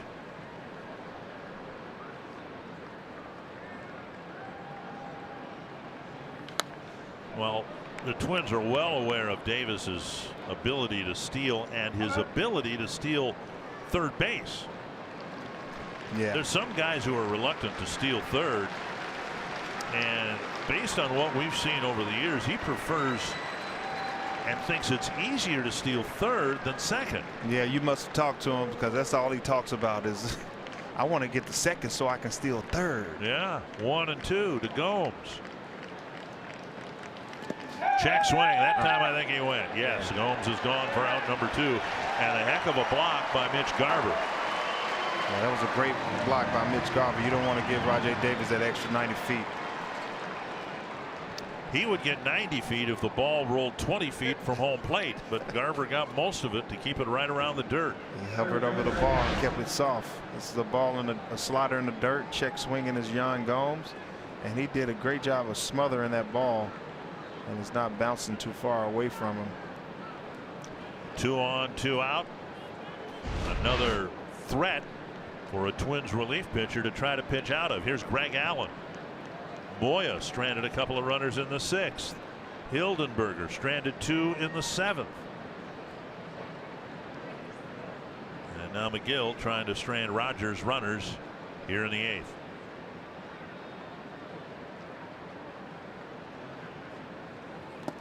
Another nice block.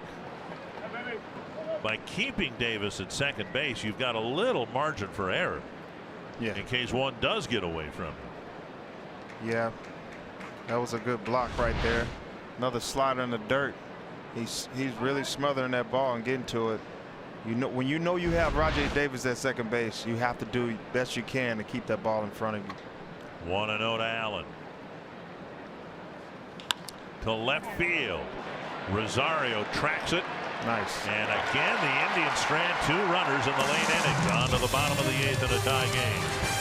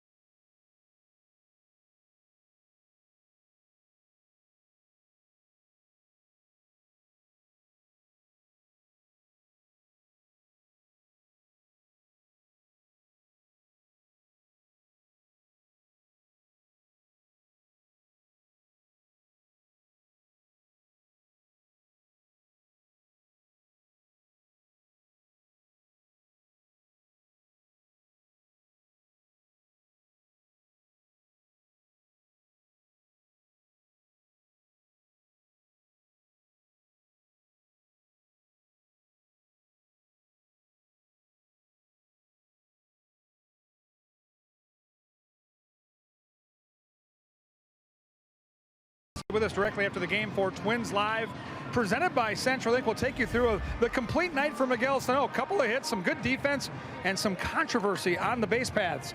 On the other side, well, their third baseman's powered up. Ramirez, a couple of long balls. We'll show you how that's happened and help the Indians offense. And we'll bring you inside the clubhouse to hear from the manager, Paul Molitor. Guys, it's been a great baseball game. Time for the Twins to break the tie right here. Yeah, Kevin, you're the perfect person to confirm for us, if you can confirm something for us. Hey? Kevin, can you confirm for us what Ken Herbeck said before, that thoroughbreds do not stretch before racing? That's pretty much true. They do warm them up, though, when they get on the track. There is a period of time where they warm up. They don't just lay around, then get in the gate and race. But it's very astute on the part of Herbie, and he knows all about not stretching and getting it done in between the lines once that gate opens. Cody Allen comes out of the Cleveland pen. He delivers strike one to Jorge Polanco. Got Rajay Davis in center, going to center, and Greg Allen, he went to right.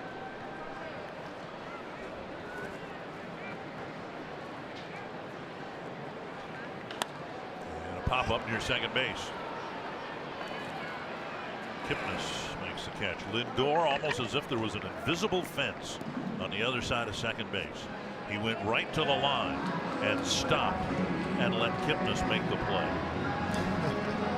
The shortstop, he has presence over the infield. But he slammed on the brakes as if there was an invisible fence between the mound and second base, and he was not to cross that line because that was Kipnis' ball. And Kipnis probably told him that when he was young. One down. Here's Brian Dozier. Big hit from Brian Dozier right here. Allen, of course, was the closer, might still be the closer, but Brad Hand's presence on the roster now has changed things a little bit. He still Allen has, with a very high ERA at 4.68. he still has a really good curveball, closer stuff. 94, 96 mile-an-hour fastball. 8 home runs allowed in 42 2/3 innings. That's pretty high for a closer. 8. 2-0. Swung on and missed.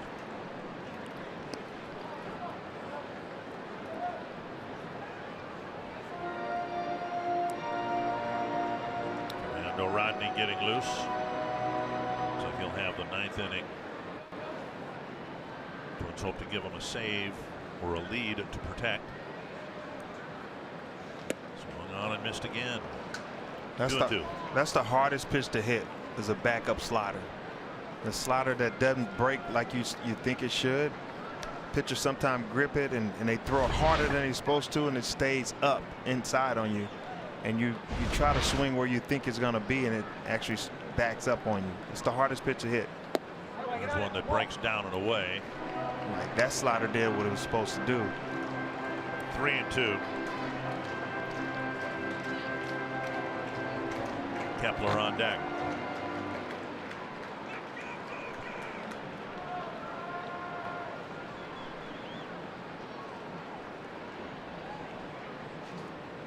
Up the middle. Nice. Into center field. Way to go, Doge. Right behind Allen, right over the second base bag, and the Twins get a 1-out single in the 8th. That's actually a great swing.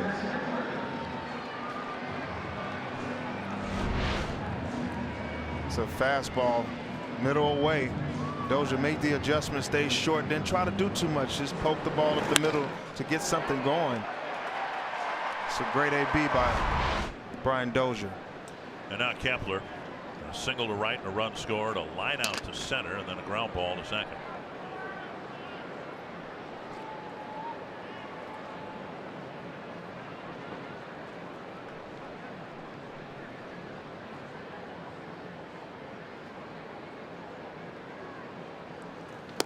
Strike over the inside corner. I think Dozier should be trying to steal right here. He got a nice little jump right there, just didn't have confidence to go right there in the first pitch. Get a nice lead as he picks his leg up high. He's like a 1-4 to the plate.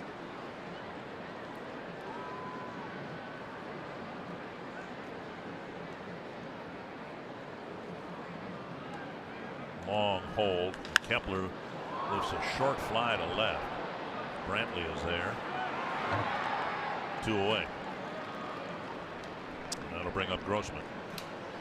When you combine the most provocative man in sports with the most interesting man in sports, you get Colin Cowherd and Jason Whitlock. You got to watch to find out who's who. Weekdays at 4 p.m. Central, only on FS1. There's Grossman. A sacrifice fly in the second, and then a ground ball in the fourth, and a fly ball in the sixth.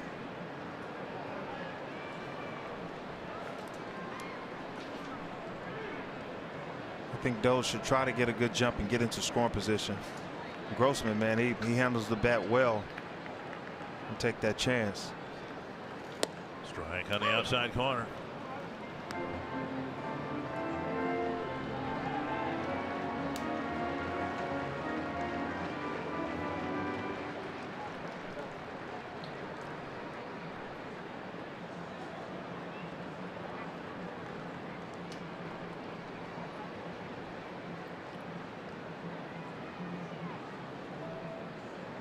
Dozier checked it first. Seen Allen and most good closers do this. Varies his rhythm out there in terms of delivering to the plate.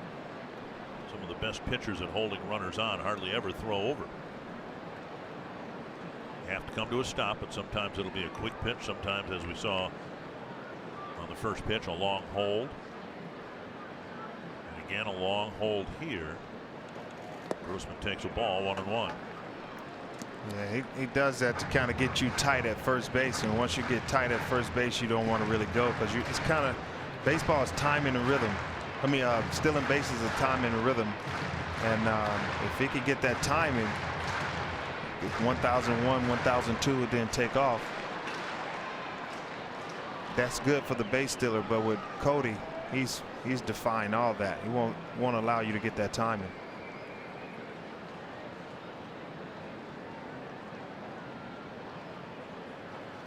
Popped up near the Cleveland dugout. Oh, no play. 1-2.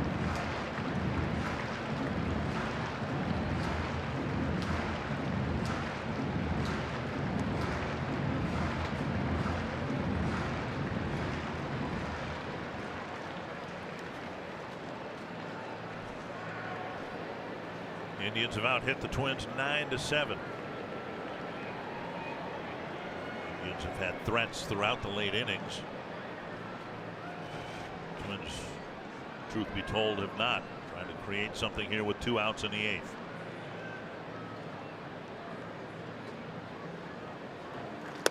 Missed inside, 2-2. It's a good count to go on, but I don't know. I've been saying it for a while. But 2-2 is usually an all-speed pitch count.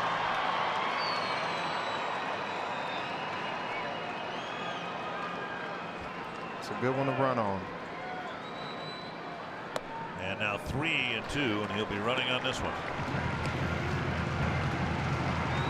No matter what. No matter what.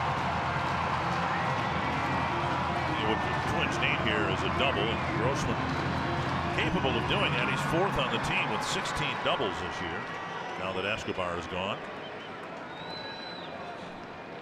Find a gap someplace. The outfielders are fairly deep, might be playing no doubles. Dozier goes, and a foul into the seats.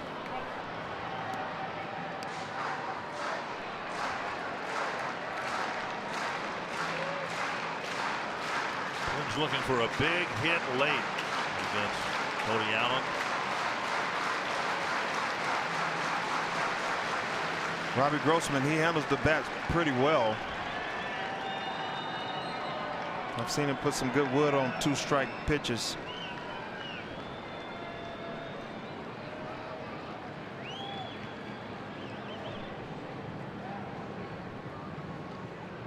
Dozier goes again, and the ball looped to the left. Brantley's there to end the inning. We head to the 9th in a tie game.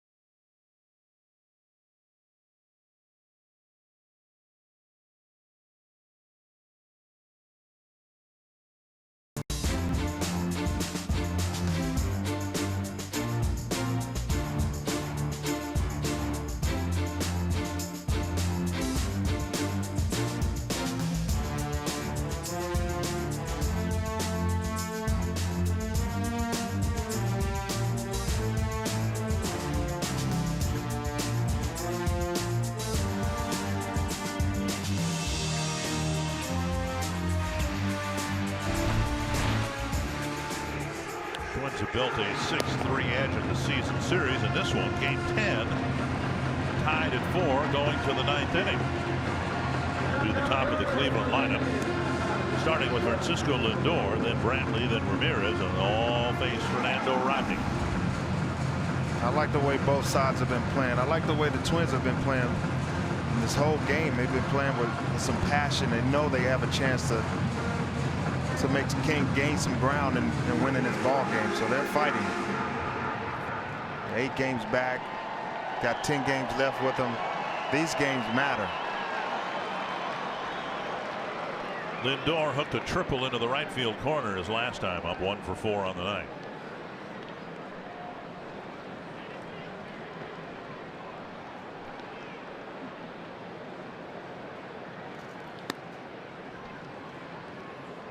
And the Twins using their closer here, even though they don't have a lead. There would not be a save opportunity to save him 4 against the visiting team. 1-0. Oh, Spike got caught up. Might have had a spike caught in the dirt.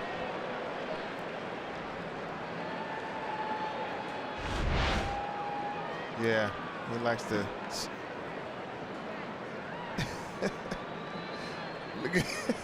Look at Francisco land. Never seen a pitch thrown over there before. Yeah, he's like, whoa, what is that? And now 3-0. Rodney's had some issues with command of his changeup.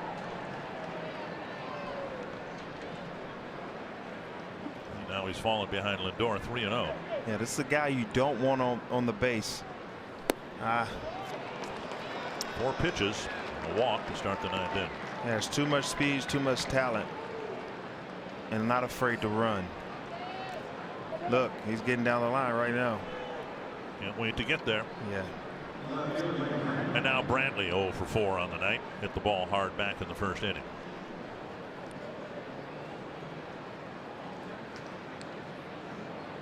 That's one thing I talked to Roger Davis during batting practice. He said, I tell these guys run. He tell all the guys to run. He's a veteran guy. He's been around. Create havoc. Over the inside corner. Strike 1.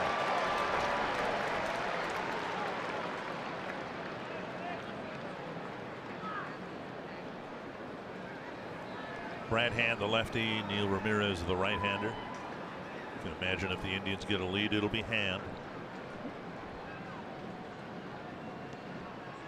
Lindor goes, swung on and missed. A foul tip. And it's 0-2.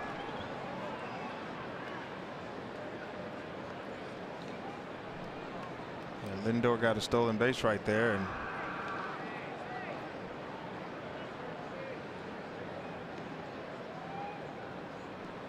so Lindor now at second with nobody out, and it's 2 strikes to Brantley.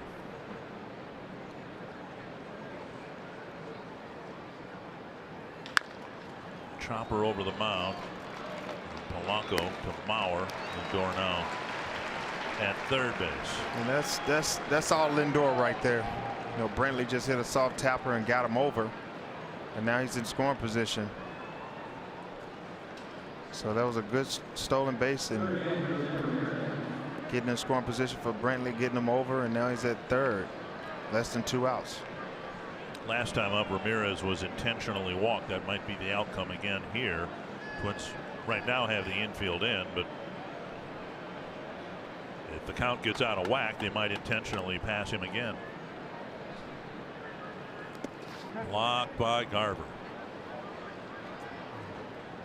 Pretty much you kind of have to put him on, because Encarnacion, he's one of those guys that hit the ball hard. Anybody that hits the ball hard, if they hit it on the ground, it gets to the middle of the infielders in the middle, shortstop or second base. These guys can turn a double play.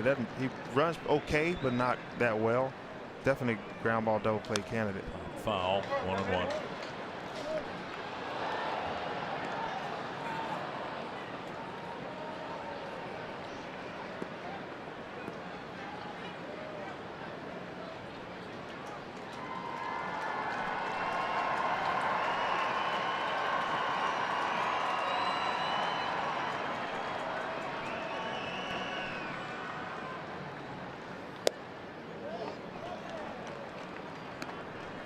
Guess that's not a bad pitch. Trackman said it was a strike. Must have missed his spot. He set up in and missed his spot. Umpires usually don't give you that if you miss your spot. 2-1 with the infield drawn in. And the speedy Lindor at third.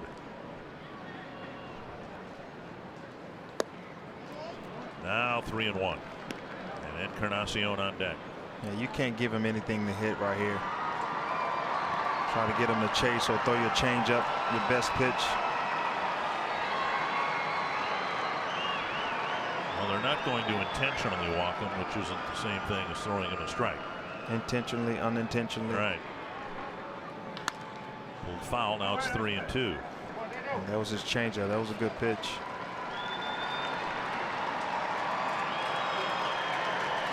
And Ramirez getting close to 400 at bats, and he's only struck out 50 times, so he's not the easiest guy to strike out either.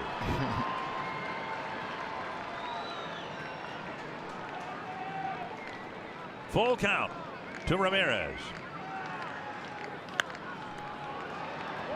97, and Ramirez got a piece of it. 97 in the tank.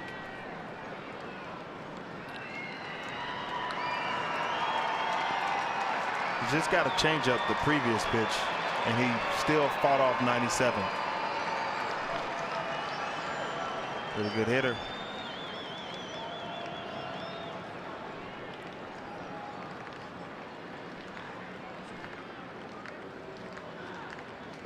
Got him, struck him out with another 97-mile-per-hour fastball. Wow. And Ramirez staring out at the mound in disbelief. Can't believe he didn't throw the changeup. Man, when you're the best hitter one of the best hitters in the league, you're going to get 97. You're going to bring out the best in that closer, and that's what you did. 97 Bayou Classic. Lindor still at third, 2 down, and Rodney, to try to keep this a tie game, has got to retire Ramirez and Encarnacion with Lindor at third. He's gotten Ramirez, but pretty tall task. Those two batters, Ramirez and Encarnacion, between the two of them, have 149 runs batted in. Ramirez just struck out. He's got 76. And now this guy's got 73. 1-0. Alonso on deck. 2-0. He throws with max effort, with everything he has, that fastball. That's what's made the changeup so devastating, because the arm speed's the same, right? The Yeah. ball just kind of flops up there. Yeah, I faced him several times, and it comes out 97, 99 back in the day, and he'll throw a changeup with all effort, max effort. It seems like it's going to be the fastball, and it's like the Bugs Bunny cartoon changeup. Just outside. And Rodney thought he hit the corner. Here's his delivery, slow, smooth, and it's a changeup, but it's max effort. It comes out the same way the fastball comes out. Had a 3-ball count with Ramirez, came back to strike him out. And a 4-pitch walk puts Encarnacion aboard. And now Alonso.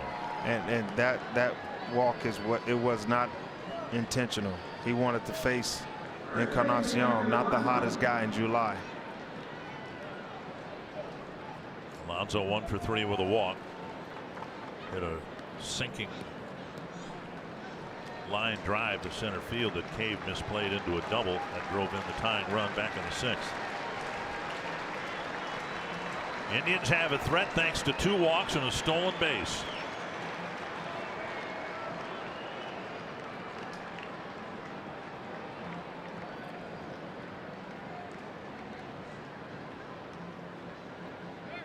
Going to second. Twins don't really care so much, I don't think. Encarnacion will get a stolen base.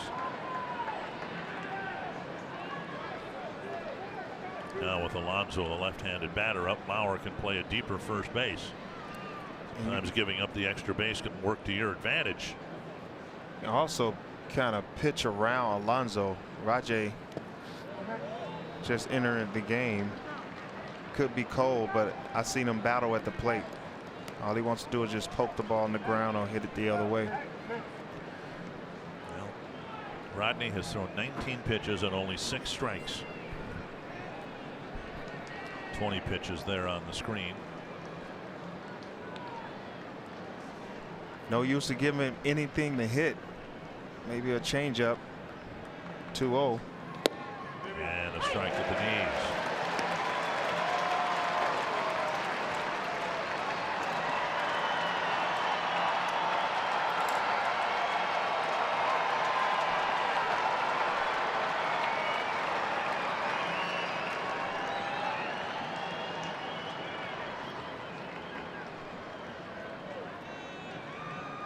Two and 1. 2 and 2. Wow, he's going after him. That's why he has that closer mentality. Doesn't care who you are and what you're doing at the moment.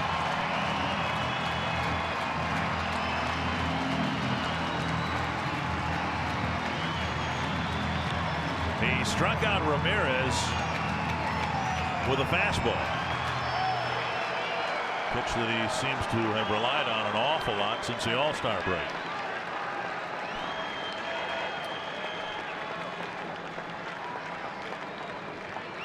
Got him. Wow, 98. 98. Wow, that was exciting. 2 walks, 2 strikeouts. We're tied going to the bottom of the ninth.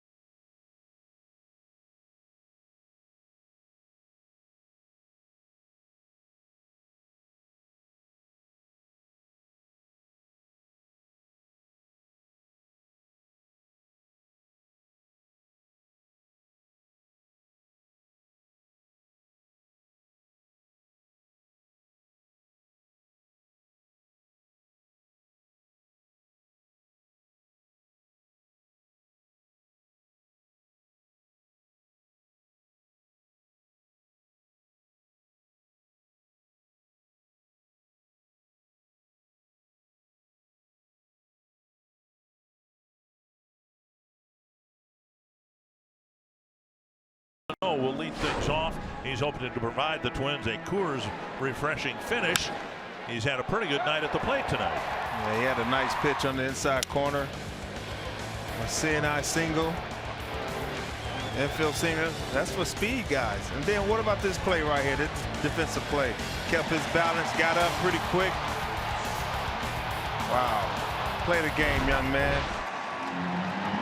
Twins have suffered through 10 walk-off losses. They have 4 walk-off wins.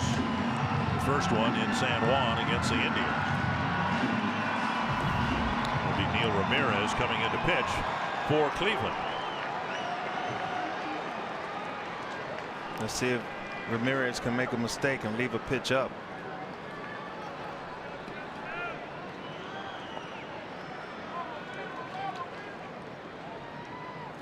Breaking ball off the plate. Good take. There you go. Twins have one other walk-off here against Cleveland. Eddie Rosario hit a home run back in early June in the 9th inning. He's going to throw it again. Leave it up, though. Tapped up the line. That was a good pitch. Good slider. He kept it down and really couldn't do much with that.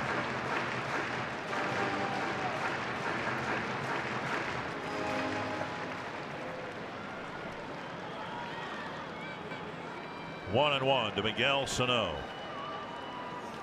Missed inside 2-1. He wanted that pitch inside. Cave on deck. 2-1 to Sano. Jacked his swing, but Eddie. 2-2. Come on, CB. I thought he swung. Really? Yeah. Sorry, CB. 2-2 to Sano. Don't have to cheat. Stay short. You're a strong guy. Not close. 3-2. Indians got a leadoff walk. Had a threat throughout the top of this inning. That's one thing. If Sano's still young, and if you can get in his head to let him know, hey, you can stay short and two-strike a guy, you can hit balls out of the park regardless. Just shorten up and do less. Pat foul. He got another breaking ball. Trying to get one of those elevated. That one looked like it was left over the inner half of the plate. He's doing a good job of keeping that slider down. He's not leaving it up at all. He's making good pitches with it. If Sano can reach by whatever means, Adrianza might be a pinch runner for him.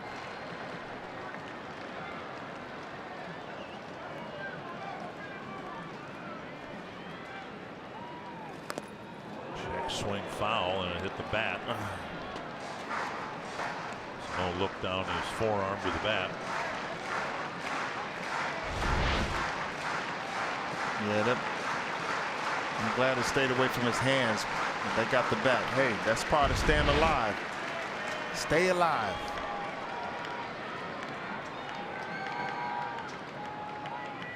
And he took it up high. That's a good walk taken by Sano to start the Twins ninth. They say 40% of leadoff walks in the inning. Scores. And Adrianza will come off the bench to run for Sano, who's reached base 3 times tonight. He kept his slider away from him. Show him inside with 96 just to keep him honest, so he can set up his slider again and actually miss the pitch up and away. Cave with a single to center his last time up. It was nice to see a little plate discipline there from Sano. Yeah, that showed a little fight, a little want-to. Just back up with a big league club in a walk-off situation. He ended up taking a walk. Squaring and taking a strike. Now, Adrianza just looked like Ramirez was a little deliberate, slow to use your word, to get the ball to home plate. Adrianza is 4 for 4 in stolen bases. Saw the Indians steal a couple of bases in the top half of this inning. He should get a nice lead and at least attempt it. I always say if you can get back feet first, your lead is not big enough.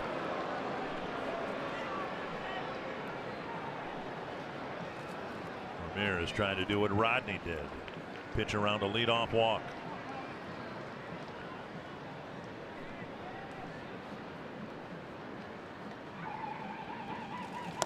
Squaring and taking a ball. So Cave twice has hinted at bunting. He's so slow to the plate. I'm thinking you can steal. And then sacrifice him to third. Then sacrifice him to third.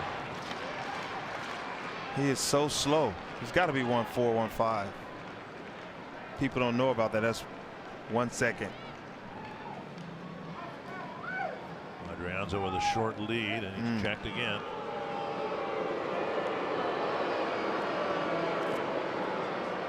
The great base stealers, and the Twins haven't had one for a while, but the great base stealers want you to throw over. They're going to extend the lead to force you to throw over. Well, when he gets back feet first and he's standing up, when he picks over, you know he's not going. Cave drops down a good bunt. And Adrianza is sacrificed to second base. Fundamental. Good bunt by Cave. Now the winning run's at second with 1 out.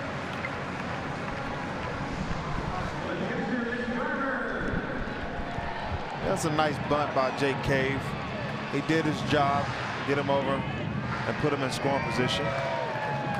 We got Joe Mauer hitting behind Garver, and Garver's got some big hits this year, late innings. 1 for 3 tonight.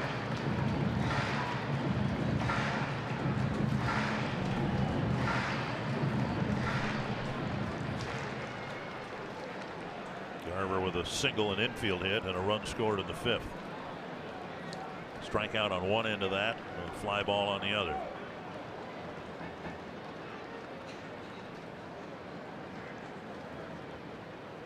Twins need to be careful here, though, too. Adrianza with a huge secondary lead. And back in the 2nd inning, Sano was picked off by the catcher Gomes. Yeah. We got to take advantage of Jake Cave's sac bunt. He sacrifices that bat to get that guy over.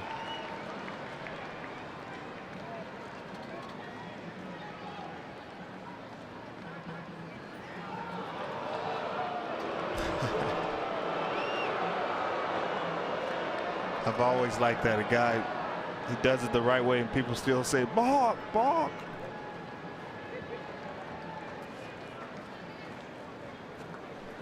Kipnis trying to do what he can to keep Adrianza a little bit closer to second base.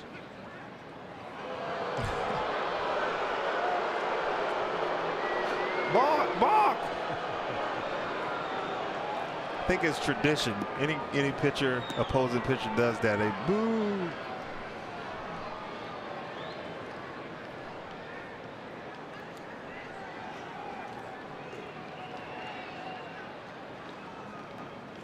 Oh. Drive to left center field. Chased by Brantley. Chased by Brantley. He won't get there. Mitch Garver. How about that? Way to drive the ball, Mitch. I told you he was clutch. He's been coming through in the late inning all season. Mitch. Boy. The Indians couldn't take advantage of their leadoff walk. The Twins did, and they have their 5th walk-off win of the year. Boy, I got goosebumps. Woo. Got a fastball middle in. Made a mistake, missed his spot. And Mitch Garver made him pay. Nice double, baby. The Twins have 5 walk-off wins this year, and 3 of them have come against the Cleveland Indians. Wow, Jake Cave, nice sacrifice, but he sacrificed himself. And those guys took advantage of it. Way to go. Way to pick your teammates up. Cave got the sacrifice down to advance Adrianza, the pinch runner. So really 4 different players combined to produce that run. Sano drew the walk. Adrianza, the pinch runner. Cave with the sacrifice bunt. And then Garver got his first walk-off win. Let's go home happy. And let's go down to Kevin Gorg, who's got the hitting hero. Yeah, he's a little wet right now, but he's got a big smile on his face. Take us through that at bat. It threw me a first pitch slider. Not exactly what I was looking for. I was looking for something to drive on the inner half. Really just get contact with the ball. And I had a feeling something was going to happen. What's this say about your baseball team? It's been a tough week. The road trip wasn't a lot of fun, but you guys are finding a way to hang in there against the first place team. What type of message does tonight's win send? We're playing good baseball. You know, everybody's working together. Pitching did their job tonight. Offense came through late in the game, and, you know, that's a heck of a win right there. You have the opportunity to walk them off because of Fernando Rodney in the top of the inning. Dangerous situation. Runner on third, 1 out. What was the game plan? How'd you guys get her done? You know what? I'm trusting Rod. He's throwing his fastball well. He's locating, and really he's just attacking hitters. So we give him the ball late in the game, and we got a chance. Fans stuck around, saw a good one. Congrats. Way to end it the right way tonight, my friend. Oh, hey, guys. Thanks for coming. Mitch Garver ends it. We've got so much to talk about. Twins Live coming your way next on Fox Sports North. We'll take a look at a big win against the first place Indians. Fernando Rodney escaping, and Miguel Sano doing a little bit of everything.